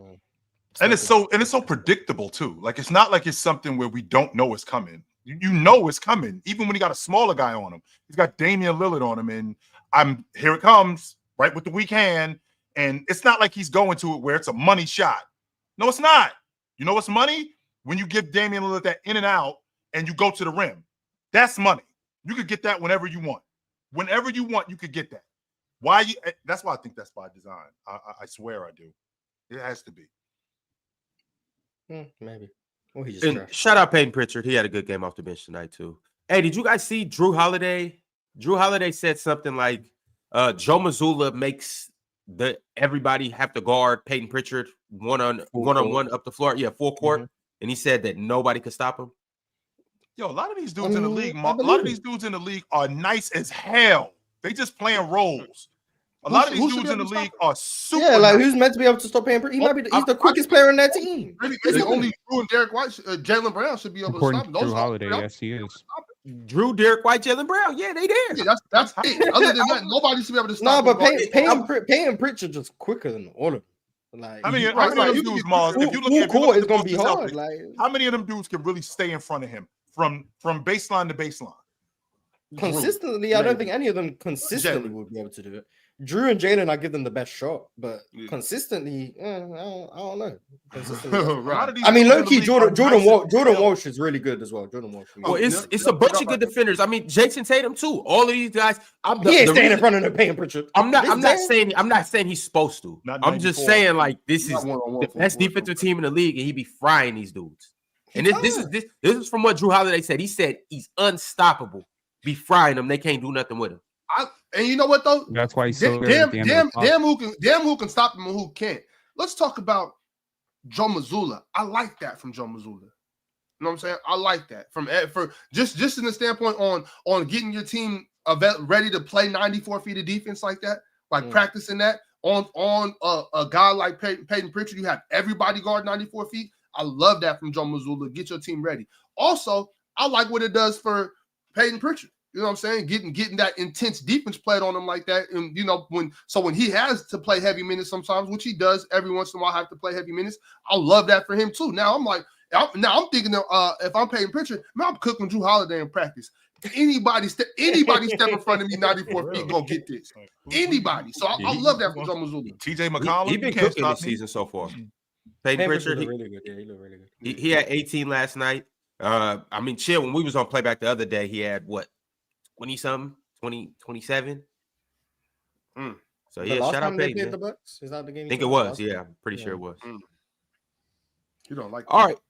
Next game we got for you guys is the Los Angeles Lakers and the Toronto Raptors. They faced off last night, and the Lakers came up victorious by 20 points. First, AD got hurt. That's the only news from this game. Hopefully, AD. Honestly, yeah, like 16 assists from the game. Oh, this is a fun fact for y'all. I don't know if y'all know this, but this is the first back-to-back triple doubles for LeBron James since 2021. That's impressive.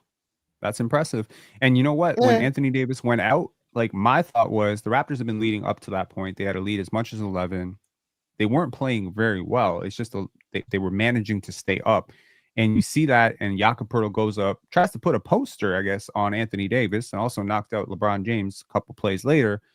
And you're thinking maybe this will swing in the Raptors' favor because Anthony Davis is just that damn good, right? So much better than Chris Bosh, in my opinion.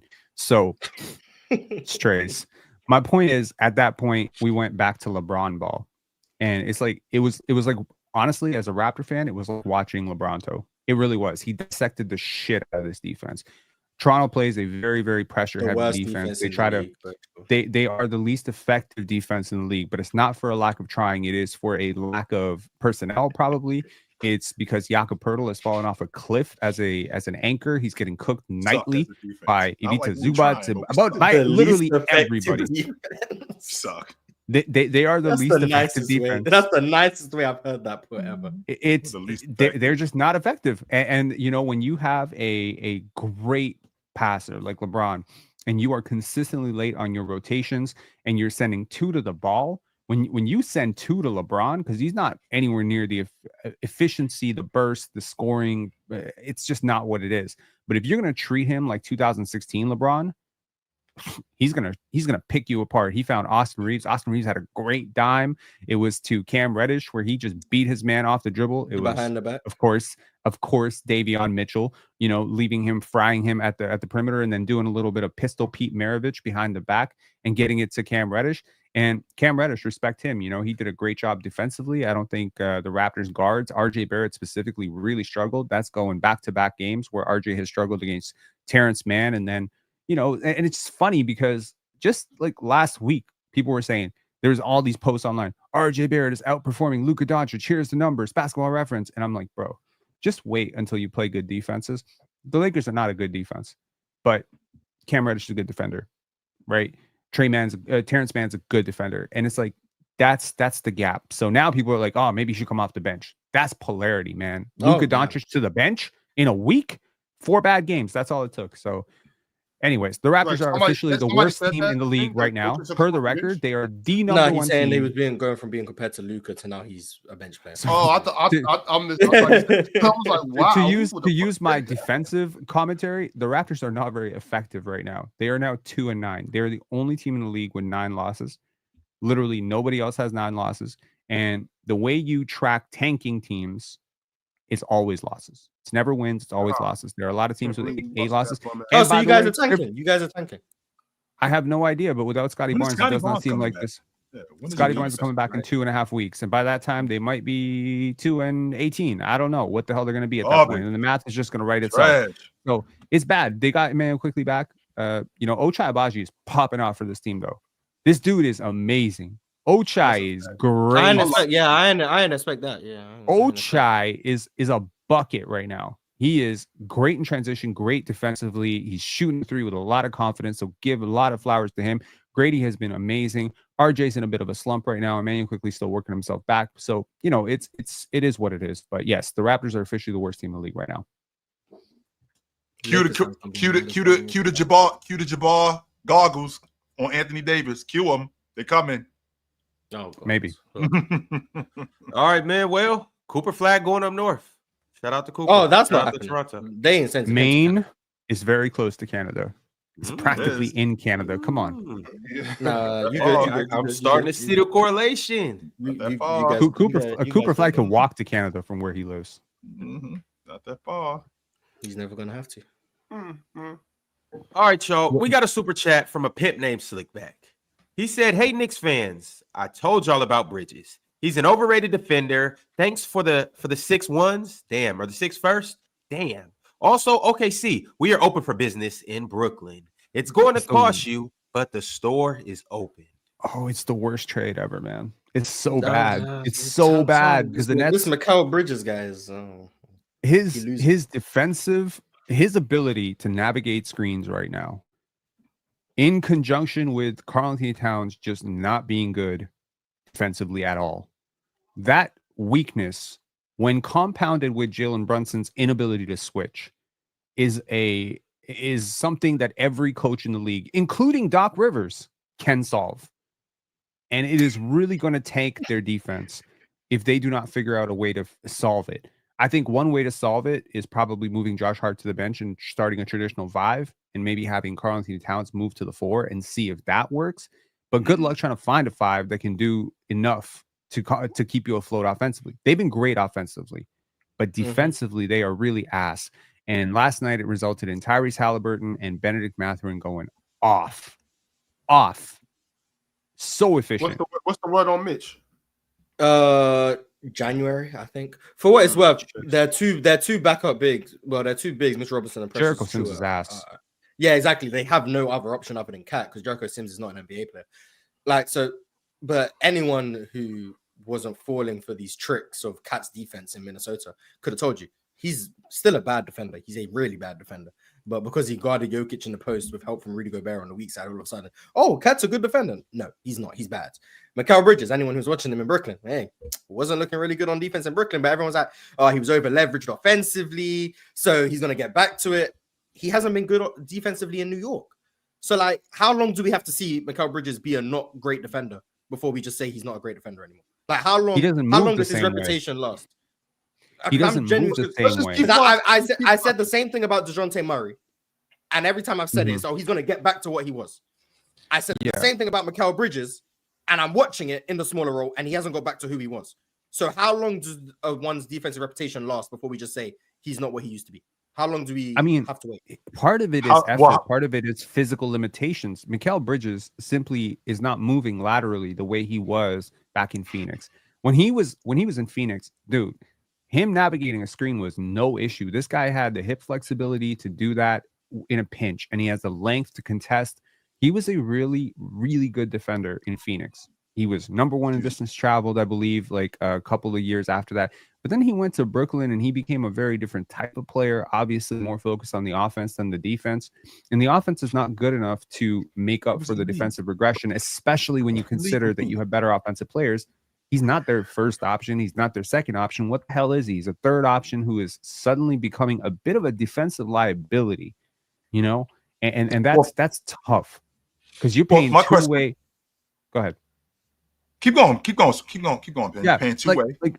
Like if you wanna have Karl Anthony Towns as your interior defense, your perimeter defense, your point of attack defense has to be goddamn elite, so that you're not putting that much pressure on him because he's gonna play drop. He's not switching out on guards, so you're gonna contain the ball, and they're not doing a good job. You got to navigate those switches, and you got to protect your franchise player, who in this case is Jalen Brunson, from having to be matched up against, I don't know, a Jason Tatum or a bigger wing where he's not going to be able to contest because he's just small, right? Yep. So I think if OG and Mikal and to some extent Josh Hart, who is probably the third best of those guys, if I was ranking them defensively, if they cannot do what they're going to do, or if any one of them misses a significant amount of time, now the toll of what is happening to your defense and the fact that there's no one back there to really competently stop it. Like, you don't have Anthony Davis back there.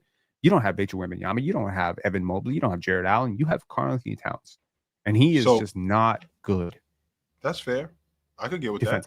Mars, my question to you is, how long? He's actually been great. Because okay, we're gonna Mars, you posed the question. Well, how long does it take before we come off the Mikal Bridges defense? Well, how long did it take to get on the Mikal Bridges train as him being a defender? Because I can't be a defender and I can't be an elite defender in the league, and then within 1 year that just goes off the rails. That doesn't happen. Okay, so he was in Brooklyn. Started out great.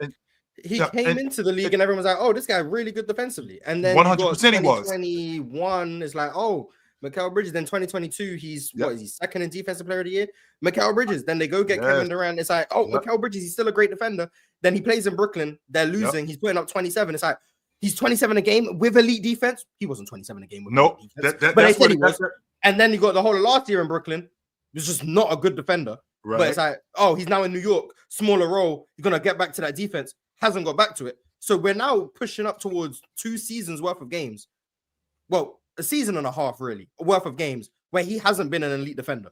How much longer does it have to be? And I think that's where the problem is. And I'm glad you brought that up, Ross, because I'm thinking that's where the problem is. To Penn's point, when you're talking about him going to Brooklyn and him turning into more of a bucket getter than a defender, and that kind of goes away. So now he gets on this Brooklyn team, which that's supposed to be their staple. But it really hasn't translated to that. And would that be largely due to the personnel he has? Because when he was an elite defender in Phoenix, he had a great point of attack defender in Chris Paul. He gets to Brooklyn, he doesn't have that. Now he's in New York, he doesn't have a great point of attack defender. And on top of him not having a great point of attack defender, he is a good one-on-one defender. The question is What is his role on this team defensively? Is it just me just stopping my man? What exact? Because I do have a job on defense. It's not just to stop my guy. That's not just my job. Just like it wasn't just his job in Phoenix to just stay in front of his guy. He had other roles. He was also a great help side defender, right? He was also good in transition. He did a great job on Steph Curry when he was in Phoenix. What exactly is his role with OG Anunoby there? What exactly is his role on this crew as a defender in New York? He's being used similar as a point of attack defender. He's being used as their primary defender on guards. That's what he's being used as. It's just failing miserably. Part of it is because Cat can't play drop coverage. So Mikal Bridges' screen navigation struggles are even worse because they have the worst drop coverage big in the NBA. So it makes it look worse. It doesn't help. But it's also on Mikal he's not getting through any screens. He's just dying every time. So why can't he play drop coverage? What is it that he does wrong in drop coverage? What does he need to do in drop coverage? Oh my god. He can't contain the ball and keep the defender from getting around his back. That's the cardinal sin in drop coverage. If the roller is able to get behind you, you're cooked. Mm-hmm. You're meant to be able to contain the ball while keeping the roller in front. He can't do that. More often than not, he ends up drawing himself towards the ball, which ends up just opening up that backside lob every time. And then when he tries to make a conscious decision to not do that, he ends up just giving up free real estate at the rim. That's how Houston were just destroying the Knicks the other night. When Cat was in drop, pull up jumper, get all the way to the rim. It was disgusting.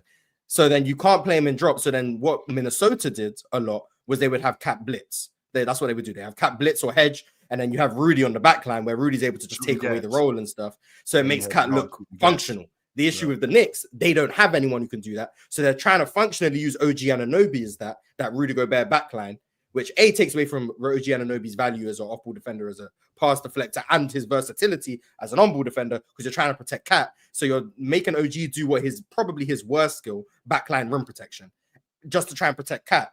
It's just all over. It's just all over the place, really, their defense. So they need better point of attack defender.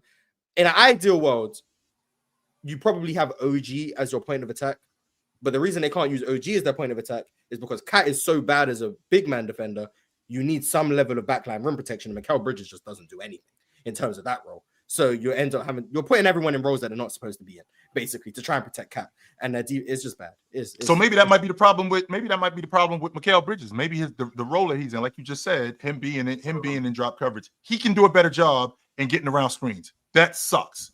And I won't argue that he can do a better job in that. When you're talking about Cat and drop, one of the main reasons why drop works is because your ability to recover. When you hedge or when the guy turns a corner, your ability to recover. Cat doesn't. Once you get by Cat, I'm not going to say it's as bad as Luka, but once you get by Cat, and I think that's a mobility thing. Once you get by Cat, he's pretty much dead. He can't do anything out. He can't do anything with that. And that's not having a guy on your hip or anything like that. That's just his ability to recover sucks. What is the other guy doing? The guy that's getting screened. He's dead, right? He's dead. He's dead on the screen.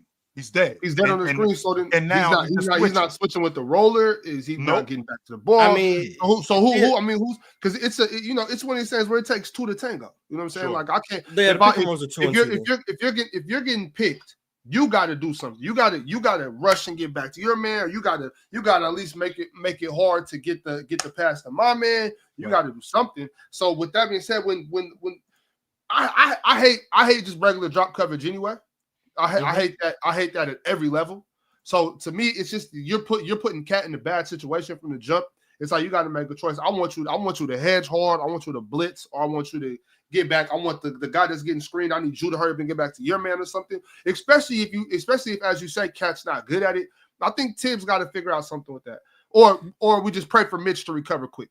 They need Mitchell Robinson back because Tibbs, like, what made Tibbs such a great defensive coach, especially like when he was with Boston and then Chicago, was he was really good at overloading the ball side while not giving up anything on the backside because A, he had mobile guys, but B, he was really taking advantage of the defensive rule changes and he was able to just like plug up driving lanes by putting a big on the strong side instead of the weak side, all of those things. But when it's on-ball defenders too, by the way. When it's Karl Anthony Towns, like, unless you have a Rudy Gobert or an elite rim protector to that effect, there's nowhere to hide Karl Anthony Towns defensively because he can't play backline help because his actual understanding of defensive rotations and timing is horrible.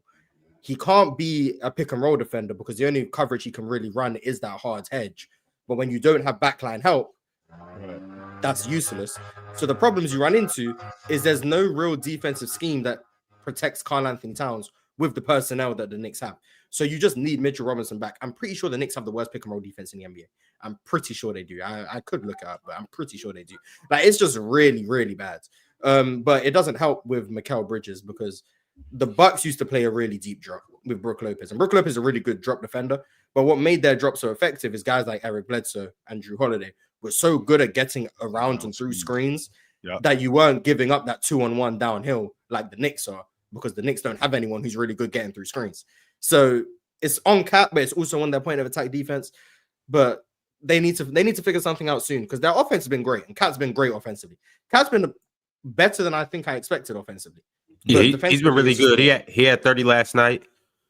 Well, he's just been nightmarish defensively. Nightmarish. So the Indiana Pacers did what we typically do to the New York Knicks, and that's beat them. They beat them 132 to 121. The Pacers are now at 500 at 5-5. The Knicks are 4-5, and there were some pretty good performances. Starting with Benedict Mathurin with a career high 38 points. He had 8 rebounds and made 7 threes as well. Benedict was on a heater. Also, Tyrese Halliburton had a Tyrese Halliburton game. He had 35 points, 14 assists as well. Miles Turner chipped in 26-2 for the Pacers. On the other end, Jalen Brunson gives you his typical 33 points, along with 10 assists, 6 rebounds. And then Karl Anthony Towns also had 30 as well. OG Anunoby had 25 points. He had a good first half. I want to say he had 19 in the first half and finished with 25. So salute to OG I'm sick you hating on Miles Turner. What do you mean? Oh, damn. He's sick of you hating on Miles Turner? What did I say to hate on him?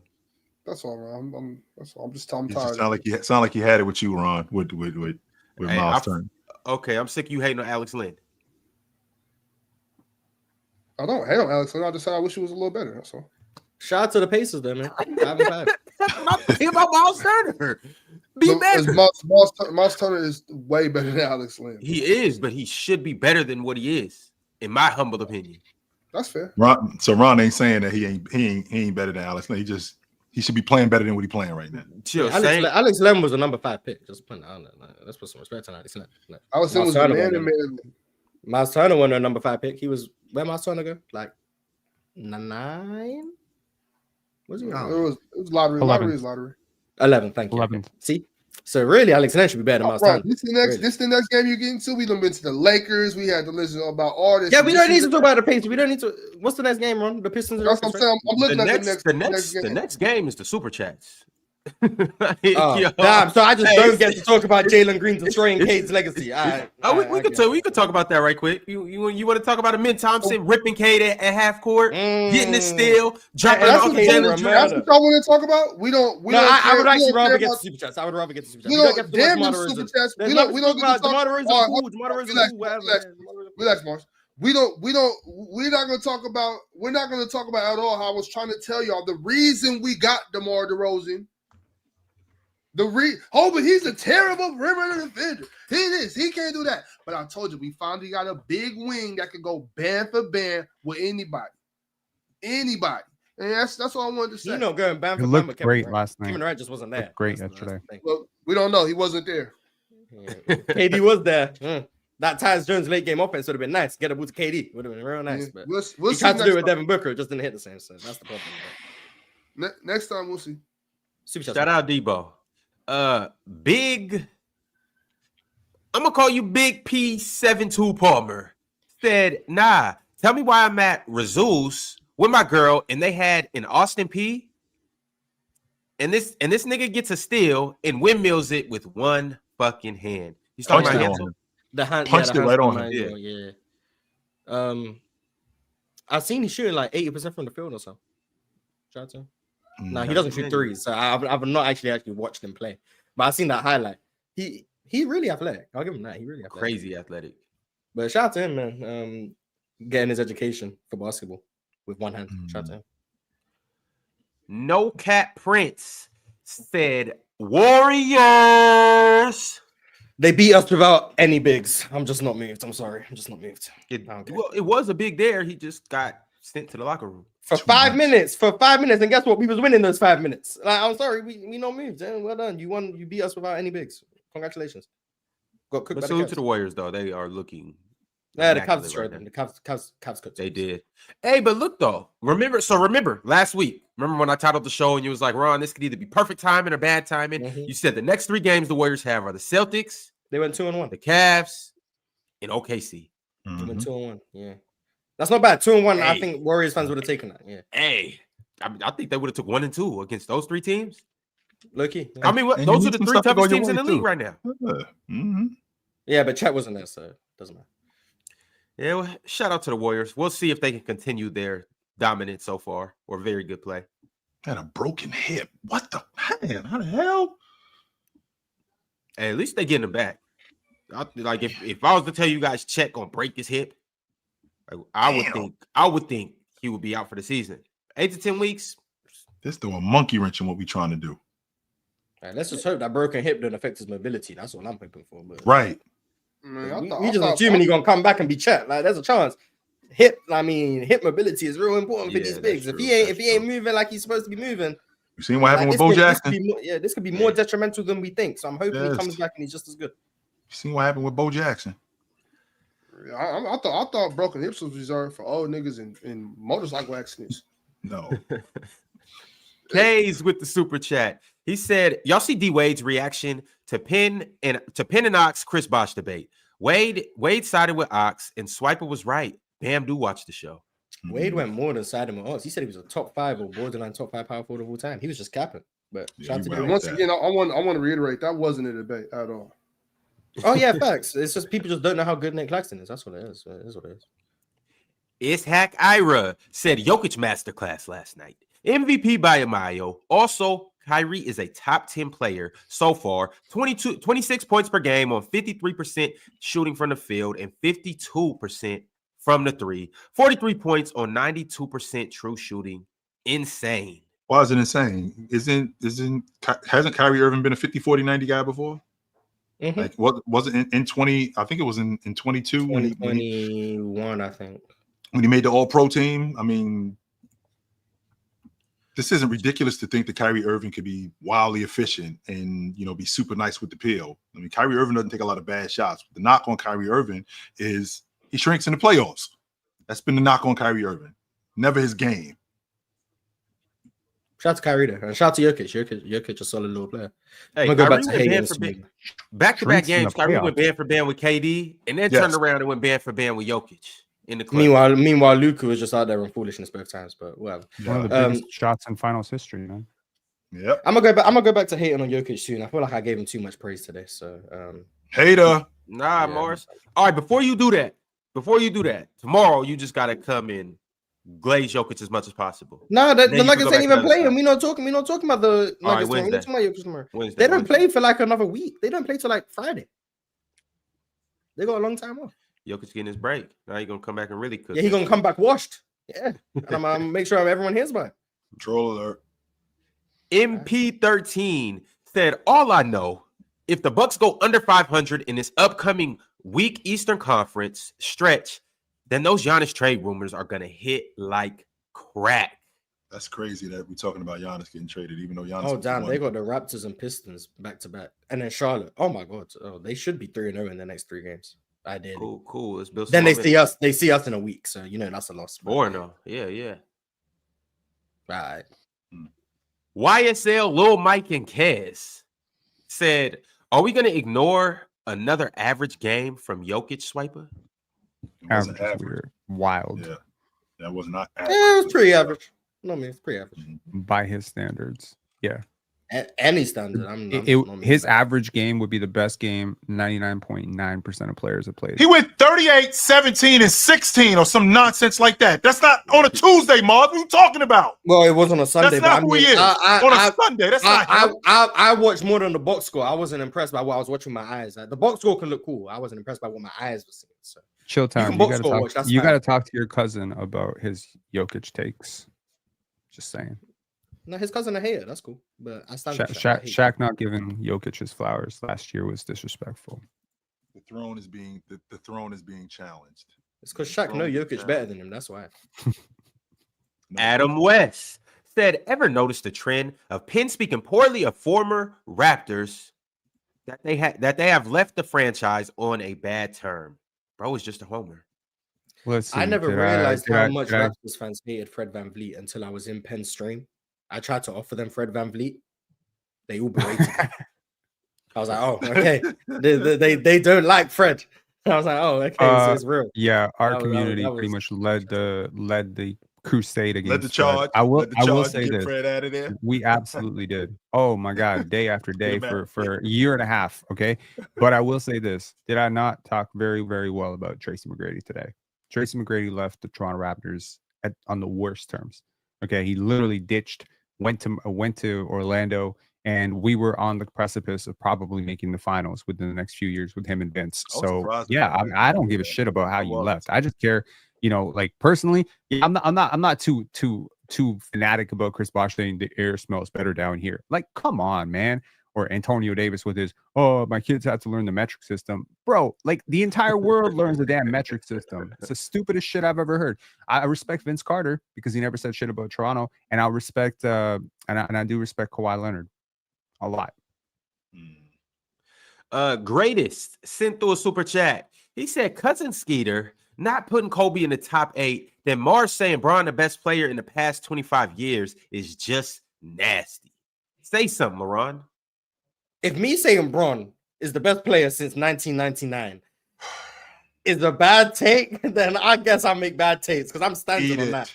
Every day of the week. Bron is the best player since Michael Jordan. I'm standing on that. It. He was better than Kobe Bryant. Sorry, greatest. He was better than him. Yes, he was.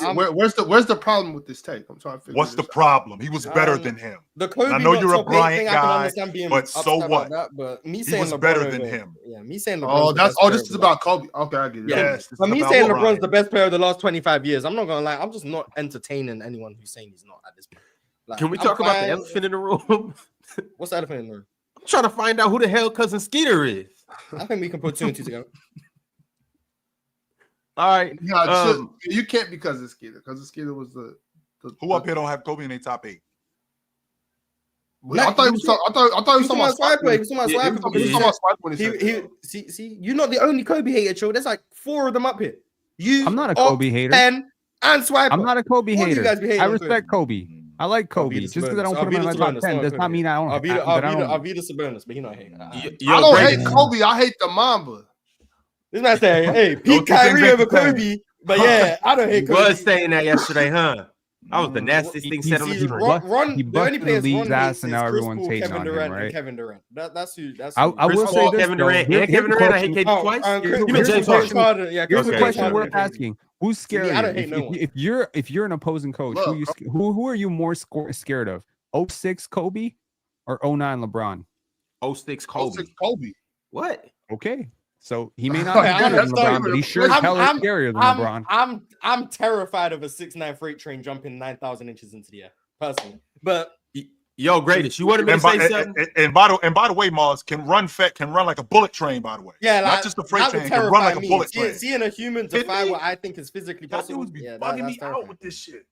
But greatest, you wanted me to say something? I got you. LeBron is the best player since 2011. There you go. I'm taking 09 James any day. My favorite, LeBron. Want to know said Penn ain't a real Serbian.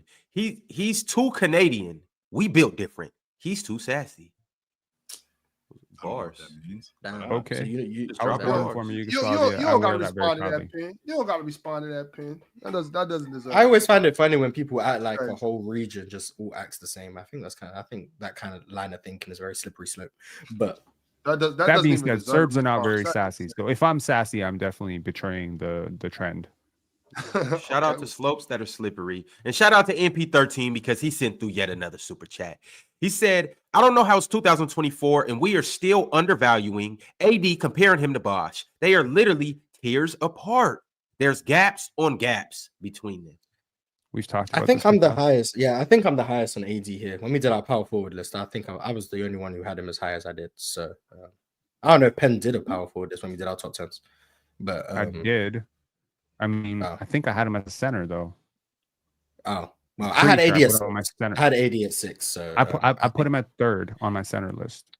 No, I'm talking about all time, not currently. All time. Oh, I'm talking about when we did our all-time power forward. Yeah, when we did our all-time power forward. I'm super high on him. I think he's one of the most criminally underrated and most hated players like in league history. Like, just I agree. That's my opinion. Anyways, I agree. The Trib 1 said last 2 years on the first stint of Cavs Braun and all the Miami Braun is better than Jokic, but every other year, Jokic is better in my opinion. Miami LeBron is certainly better to me. Well, when I say Miami LeBron, like 2012 to like 14, it's certainly better to me. 09 and 10 LeBron. Probably. You do know LeBron was better during his second Cleveland stint than he was during his first one. Yeah, to you, I don't think so, but to you, yes. I've always said I think Miami Bron is the best Bron. The two-way impact is better than I think him being a better offensive player. Personally, that's just my opinion, but I'm fine with people who think that LeBron is better. But I also said a year ago, I think Jokic is better offensively than LeBron ever was. So there's that. W hating. Yeah, Bron fans gonna kill me for that, especially when I said I don't enjoy watching Bron play too. Yeah, you know who agrees with you? Legend of winning. Oh damn, nah, Bron clears, man. Bron clears. My fault. Bron clears. There you go. That was my bad, guys. My bad. I mean that. My bad. Byron Carter said, "Stop letting Penn lie. Bosh's advanced stats are much closer to AD than Claxton. AD just passed Bosh in offensive win shares last year." Offensive win shares is based on a whole career, right? Yes, it's based on a cumulative career. Okay, and AD has been notoriously unhealthy throughout his career, whereas Bosh was relatively healthy through most of his career. And AD is currently younger than Chris Bosh was when he was medically retired. So give it some time. If Anthony Davis plays like 5-6 years, maybe relatively healthy, even half seasons, he will clear. The current version that we're watching AD, like it is, I want to say 5 times better than Chris Bosh in Toronto. Also, using just offensive win shares is disgusting work, by the way. Also, especially because you're talking about a perennial defensive player of the year candidate. Like, that's stupid. That's like using offensive win shares for, like, I don't know, Rudy Gobert or Draymond Green. Right. No, man. Who cares what the advanced metrics say anyway? We all watch the games. Yeah, exactly. And we know how good Nic Claxton is. Yeah, right. Definitely do. Maze said Golden State benefiting from an opposing player getting hurt? ? Never seen that before. Hey man, being good ain't good enough. You need some stuff to go your way. I just want to put it out there. Nic Claxton's win shares per 48, which is the non-cumulative version, so just how good you are per 48, is higher than Chris Bosh's. Just putting it out there. So yeah, using the cumulative stat when the rate stat actually has Claxton as better kind of hurts your point. But hey man, what do I know? Yeah, and that even proves more. Like, who gives? Yeah, that Nic Claxton underrated, but hey, that proves more and more to my point. Like, just gotta watch. I see those win shares happen. We just got to keep on watching ball, y'all. Keep on watching ball. DSG Piccolo said, "I might need to pull a Mars and just have a backup team. Get Simmons, Grant, and Chauncey off my damn team. Simons. Get them off the team. They are unwatchable at this point." Yo, can we pencil in like the Trailblazers losing by 40 at some point during the season? It seems to be always to the Grizzlies, or am I misremembering? Yeah. They don't always just get destroyed by the Grizzlies every time. We can pencil in at some point them getting blown out by 40. Like last year they lost by 60 to Oklahoma City. Respect teams that get blown out by 40 because Golden State got blown out by getting blown out by 40 at the half by the Cavs. Yeah, that's different. That's completely different. You know why? You know why it's different, Mars? Because the Cleveland Cavaliers didn't shoot 40 for 42 at the long ball line. Get Portland off my TV. Get the Trailblazers off my TV.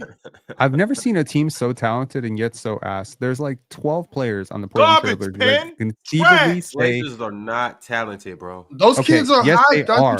Yes, they are. So high. They have players that can really help. Anthony Simons is talented. Tumani Kamara is talented. Ryan Rupert is talented. Delano Banton is talented. Scoot Henderson is talented. Bro, there's a lot of talent. Everybody in the NBA is talented. Everybody's talented. No. I'm talking like these are rotation players somewhere. You know what I mean? Like we're not talking Killian Hayes. Portland. Okay. Yeah, Delano Banton gave us 30 last year. I mean, shit. Like you got DeAndre Ayton, who I don't like DeAndre Ayton, but I think he's a starting center on most teams, on a lot of teams in the league. So he's a $30 million guy. You got Rob Rob Williams plus he just came back. Jeremy Grant. Like, what the hell, man? See y'all tomorrow. Peace. Rob Williams shooting threes, by the way. So, like, if you look at that team on roster and you didn't see that it was a Portland Trailblazers, you don't. No, Donovan Clingan is good. He's a rookie. He's in the NBA. Of course, he's good. But so Donovan Clingan being good because he's a rookie means nothing. No, I'm saying like I'm not like Penn's up here These saying they real got players. an extremely talented roster and stuff like that. They have a young, flawed roster. Donovan Clingan's a rookie. I'm not expecting Donovan Clingan to come in and just help them win 20 more games.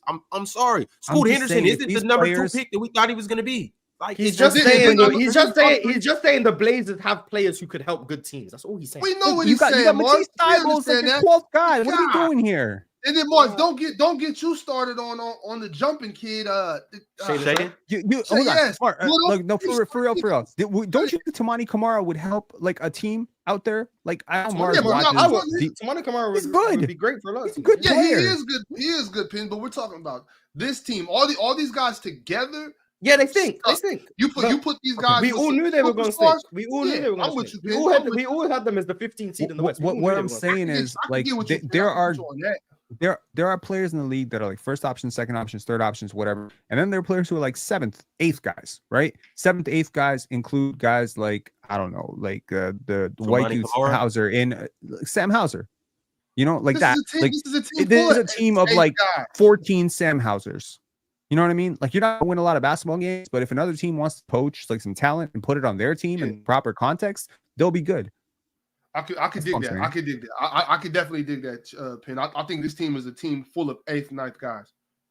And I respect 8th, 9th guys. I respect that. I do.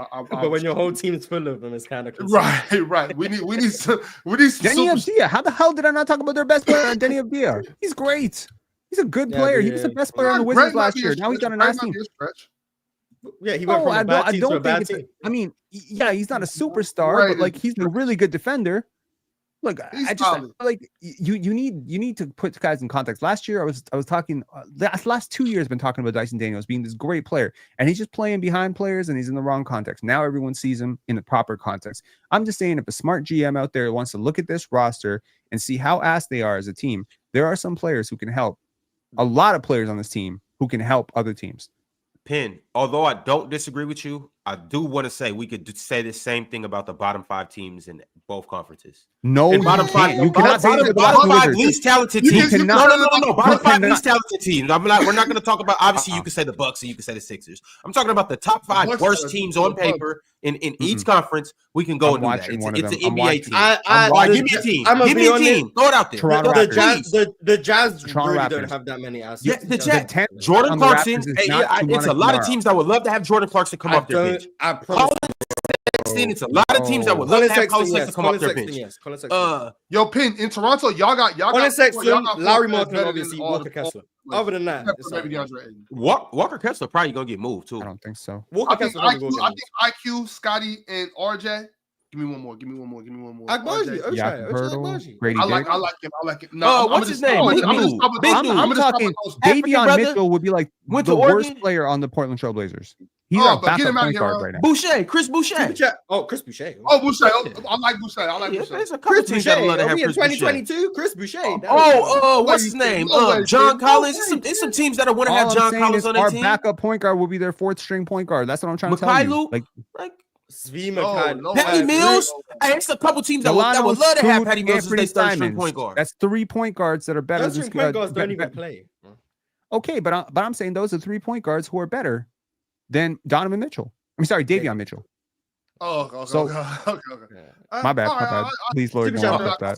Superchats wrong.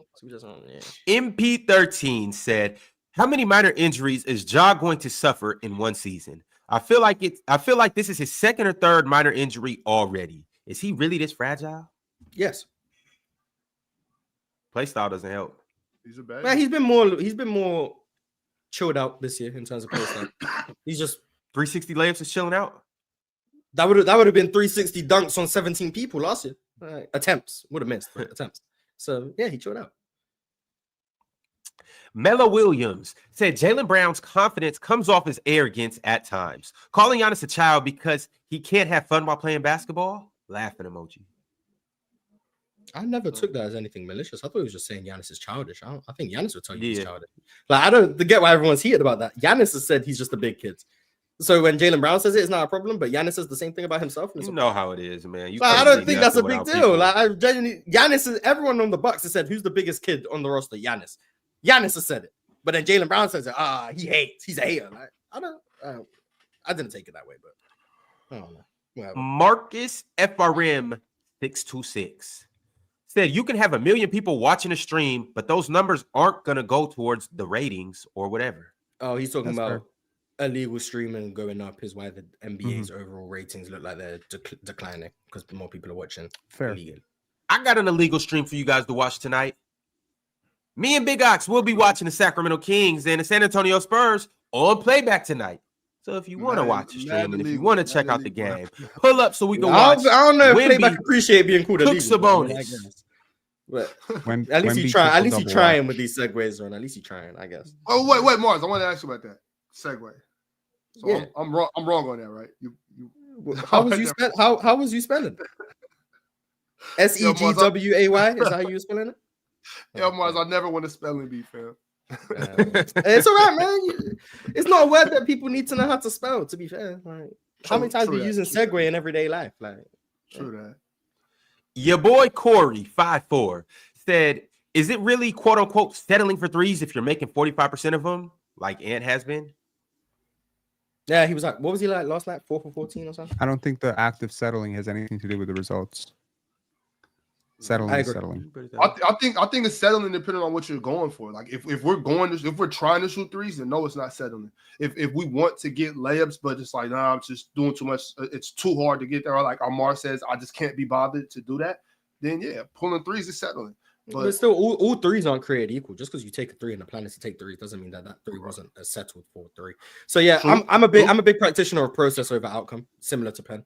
I just care about how things happen as opposed to how it unfolds, because you could do the wrong thing and it work out. That doesn't mean that I'm moved by that. So I think Ant settles a bit, but I think it's working out for him, and I think he's working out for him. He's making the right decision more often than not, I think. But I do think there's sometimes where he sees 3 or 4 go down. He might take one that probably wasn't the best decision.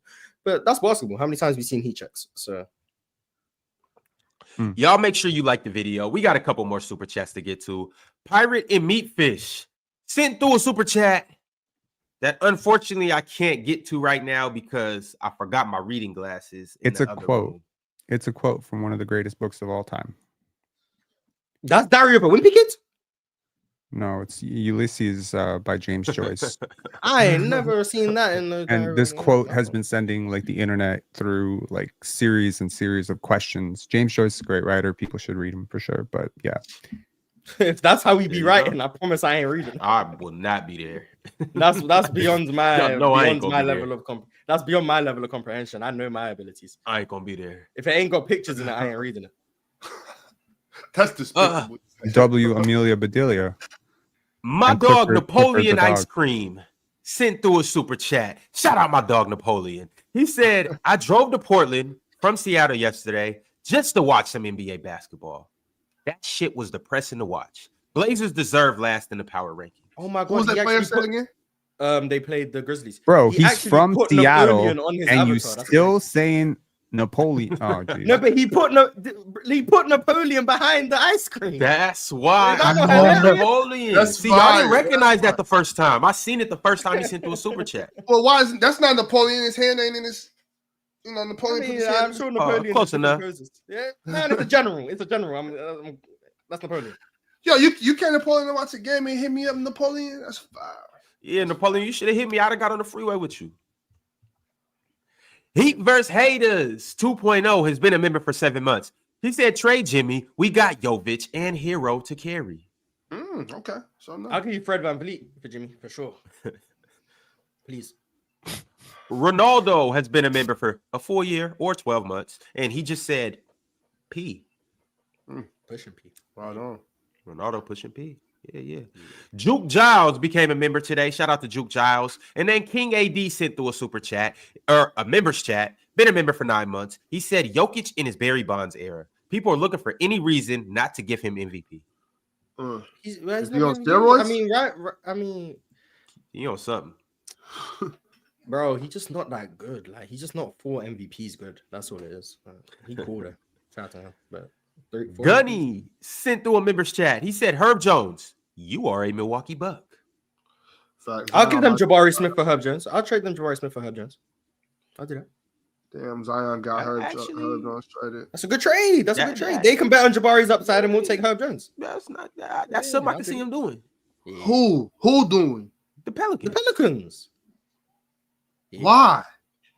Because it's Jabari's Jabari upside. Smith. Exactly. That's Kevin Durant. You ain't see what they were saying about him coming out of Auburn? Kevin Durant. JD Sway said Jokic clears. It's a joke. Dub tars 95% of the time. You guys were hating on me when I was telling you guys Jokic cleared 2 years ago. Now you guys switching up. Disgusting. We want to know became a YouTube member today. Shout out to We Want to Know. I want to know too. Your guy, Boss Man. Where'd you get the we from? Just let him go. We want to know. I don't want to know shit. Don't tell me nothing. I just want to get through these super chats. Shout out, We Want to Know. Your guy, Boss Man, said, how many NBA cups is equivalent to 1 chip? 100 cups. What are you talking about? The in-season tournament. The mid-season thing? Yeah. In-season tournament. There's no amount that equals a chip. If Houston win it, it's the equivalent of a chip. If anyone else wins it, it means nothing to me. So that's no my amount measure. that equals a chip. If we win it and Jalen Green wins in-season tournament MVP, he basically won a Finals MVP. Like, that's how I'm viewing it. So LeBron has Elias. 1, Michael Jordan has 0. GOAT debate settled. Nah, that shouldn't count for LeBron. I'm sorry. Nah, that shouldn't count. But if Houston win it, that should count. Yeah. Elias Aronson has been a member for 22 months. He said, Yee, what did I tell y'all about Pale Larson? Steal of the draft. Steal of the draft is Bronny James. You see him put up 6 points in the G League, like I said he would? Yeah. Come on, man. Told you guys. Steal of the draft is Jonathan Mobo, who is currently holding players who he's guarding to under 33% shooting. Yeah. No beef.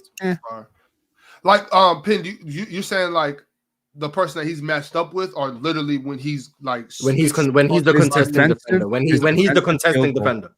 Yeah, when his defensive field goal percentage is literally 32.9%. So when he's actively guarding someone, that's fine. Ryan Dunn is at 35. I really like him for real. I really like him. I like him too, man. Amen Thompson is at 17. Dope. Here we go. I just made that up.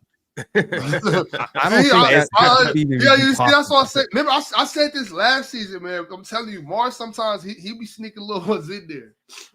If Mars wouldn't have said he made that up, everybody would have been like, "Man, Amir, this was like." I would have immediately Googled that and been like, Amen Thompson might be the greatest defender of all time. 17% is insane. But Mobo and Ryan Dunn do lead their draft class, which is worth noting. Shout out to them. Shout out to Brett Bovia. He became a YouTube member today. Big shout out to you. Also, too, shout out to Tari. He's literally reading super chats right now, Mo. Calm down, bro. Yeah, but he taking so long. Like, Ron, I'm hungry. I'm trying to jump up. Why you ain't Shout eating? out Tari Eason. He got me what? Ron got me working overtime. That's the problem. Y'all scared to eat on camera or something? I'll be killing shit on camera. I don't care, bro. I'm hungry. When you built like me and you start eating on camera, people don't have stuff to say. That's the problem. I'm not just tall. I'm just tall. I'm just tall, so it seems. You want some Neapolitan ice cream bars?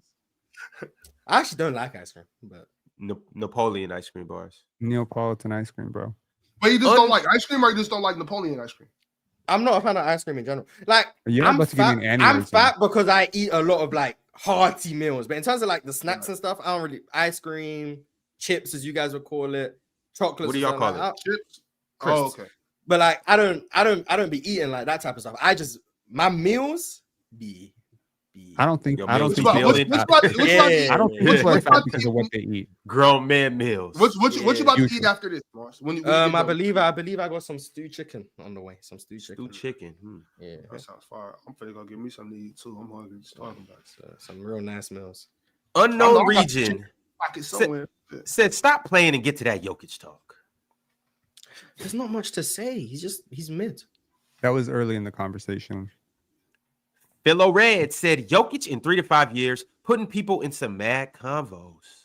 I mean, he keep doing this for another 5 years. That would be Damn near. I don't want to talk about. I'll be a damn near 9-10 year stretch. He do this for 5 more years. He's the best player I ever seen. Man, I might not be here for that. I'll be so, And then Chill's still gonna be holding on to Moses Malone, like, oh, he beat Kareem, and I'm just be like, all right, whatever. Mad Max Sports Talk said AD like 4 tiers ahead of Bosh.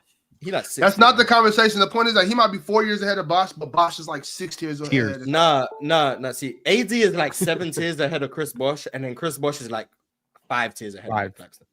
Chris Bosh is 6. way more than yeah, but then I gave AD AD 7. But then I gave AD 7. So AD is more tiers above Chris Bosh. Oh, okay. Problem is y'all think Nic Claxton's a bum, and he's not. No, we don't. I love Nic Claxton's game. I'll be high every time I watch the Nets. I hype Nic Claxton. I really like his game. I'm just really high on Chris Bosh. Tito El Bandito said Amari Stoudemire. Speak on that. That was one of the other 8 power forwards that we thought that I was thinking about. Yeah. Did you? Oh, you did name Amari? I did not name Amari. I did not name a lot of players that I was thinking about. I didn't name Giannis for shit. Like it was 30-second challenge. No, the defense. Amari. And if Amari had not gone to New York, I think they would have wanted Amari in Miami. To be completely fair, and he was also on the docket. I believe they talked about that. Yeah, it was supposed to be Amari instead of Chris Bosh. It was. There's meant to be a lot of people instead of Chris Bosh. Mad Max Sports Talk said Raptors had like 5 TV games in 2008. I have my doubts that it was even 5. I have doubts. I would be watching the Raptors. See, that's what I'm talking about. Y'all let old boy convince y'all that we just couldn't watch basketball back in the day. Like I grew up in a basketball household. We were watching basketball. Well, we were watching hoop. We had Dish Network. We had Ron. Stop, bro. Yeah, we had Dish Network direct. No, not you, Pin. No, not you. It's old boy. Who's old boy? Yeah, who's old boy? Yo, relax, bro. You're sitting right next to me, Pin. I would say your name. I wouldn't disrespect you like that. What I'm saying is, Pin, he called you old boy now.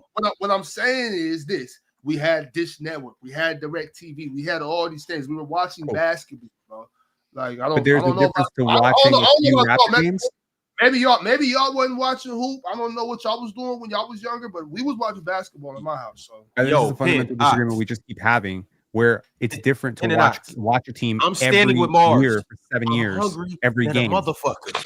Yeah, I'm not like we 22 minutes overtime right now. Like, I mean, y'all gonna be all right.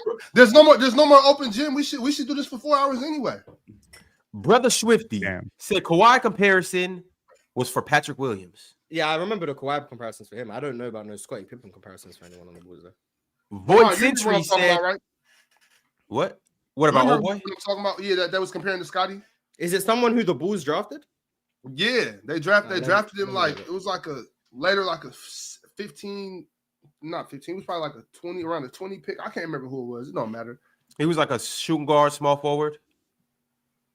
But Void Century said there's only one rivalry in the NBA, in NBA recent history, and that's Miami versus Boston. Chandler Hutchison. Yeah, I was gonna say, did they call Chandler Hutchison Scottie Pippen? That's what I was looking at. Is they gonna call Chandler Hutchison? Yeah, that's exactly what it was. I never heard that. Okay, I never heard that. Yeah, I remember that. Differences continued to be compared for years. Why? But anyways, go ahead, Ron. Marcus FRM626 said, I think it's mostly due to illegal streaming. Well, once again, if you don't want to watch illegal streams, just join our playback tonight. Me and Ox will be watching the Spurs cook the Kings tonight. So pull up and check that again. 4 o'clock? 5, I think. 5? Okay, yeah. 5 this 5 Pacific? Okay. Yeah, 5 Pacific. 5 Pacific, yeah. 1 a.m. GMT. Brax the Bandit said, KD not top 10 in his generation. Ron? Yeah, we're going to have to talk about KD tomorrow. Like, just what Chandler Parsons said, what Ron said, because you guys, well, you be lying. Chandler Parsons was spot on. Yeah, Chandler Parsons be cooking, but Ron, yeah, we're going to talk tomorrow.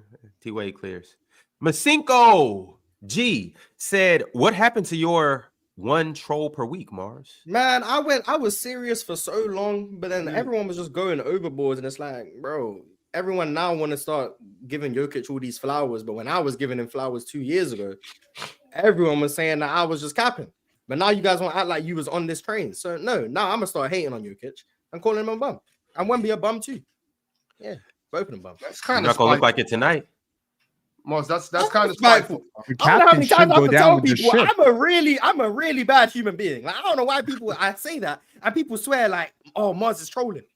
No, I don't know what to tell people. I don't know how many times I have to keep telling you. Nah, I'm a really bad person. But whatever, man. I guess people just not gonna listen. And yes, Brax, you're right. KD's not top 10 of this era. Juke Dial said, any chance OKC makes a trade for a serviceable big? I doubt they hit the panic button and make a trade. Like they wouldn't give up anything of value for real. They would have to be something meaningful. Why not? The West can be really difficult. Yeah, but I don't think. I think any bit like if they could get Robert Williams for a real cheap thing, just for like temporarily, like that So he can join the ICU. So he can just join them in the hospital. But there's hope he can last until Isaiah Hartenstein comes back, and then if he gets hurt after that, it's whatever. Like, that's what I'm saying. I think it will depend on Chet's prognosis after 8 to 10 weeks, because they said they'll give us an update after 8 to 10 weeks. And so if it's a surgery, I don't know. If it's something where it's like he's supposed to miss up until the playoffs or some crazy shit like that, well, that would be very unfortunate, but that would potentially really dampen your ability to get home court advantage in the Western Conference. So then as far as the rules go though, Pin, when can they make a move? Like, right, is this a time where they can make a move? Yeah, they can make a trade right now, and they have endless picks. So they could. I think they should do that, Pin. Besides, because you like if you wait for Chet, right? That's like 2.5 months. You know what I'm saying? Like, I don't think they can wait that long. They should trade for Chris Boucher. He's on an expiring $10 million deal, and honestly, if it doesn't work out long term, like I'm not saying he's a good rim protector, but he's got some size, and he'd probably be like thriving in their system. And you don't. He get blocks. Yeah, he'll get some blocks. I don't hate that at all. Yeah, he's got some size. He's active. Oh wait, well, I guarantee you in the next couple of days we're gonna see a video of Dwight talking about how he could come. Yeah, for sure. No Cat Prince my bad, Mars. said all this word salad, man. Speaking of salad, steak salad doesn't sound too bad right now. Mo said, keep sleeping with Harden. If he's down. But no, the Clippers look good. Yo, what? Shout out to Norman Powell. Wiz is a W lowercase slash. We got to get up out of here, yo. It's getting. Yo, why we gotta go? Hey, Pin, if they want to leave so bad, Pin, let's kick it for a little bit longer. We can stay up and talk about some. Ronaldo said Grizzlies bench is elite and Triple J is an all-star. I did my top 10 power forwards in the league yesterday. I had Jaren Jackson on it. I seem to be the only person who seems to think Jaren Jackson is really good. Yeah, I don't know. I think he top 10 power forward in the NBA. Yo, Ron, I feel like streaming today, bro. Will y'all leave? Send the link out, man. Let me pull some people up. We'll have a for sure. Just let us read these last two super chats, and you got it, bro. A1J1 became a YouTube member today. Shout out A1J1. And last but not least, Hunter sent through a super chat. He said, "At what point does it become clear Jokic is the best offensive player ever?"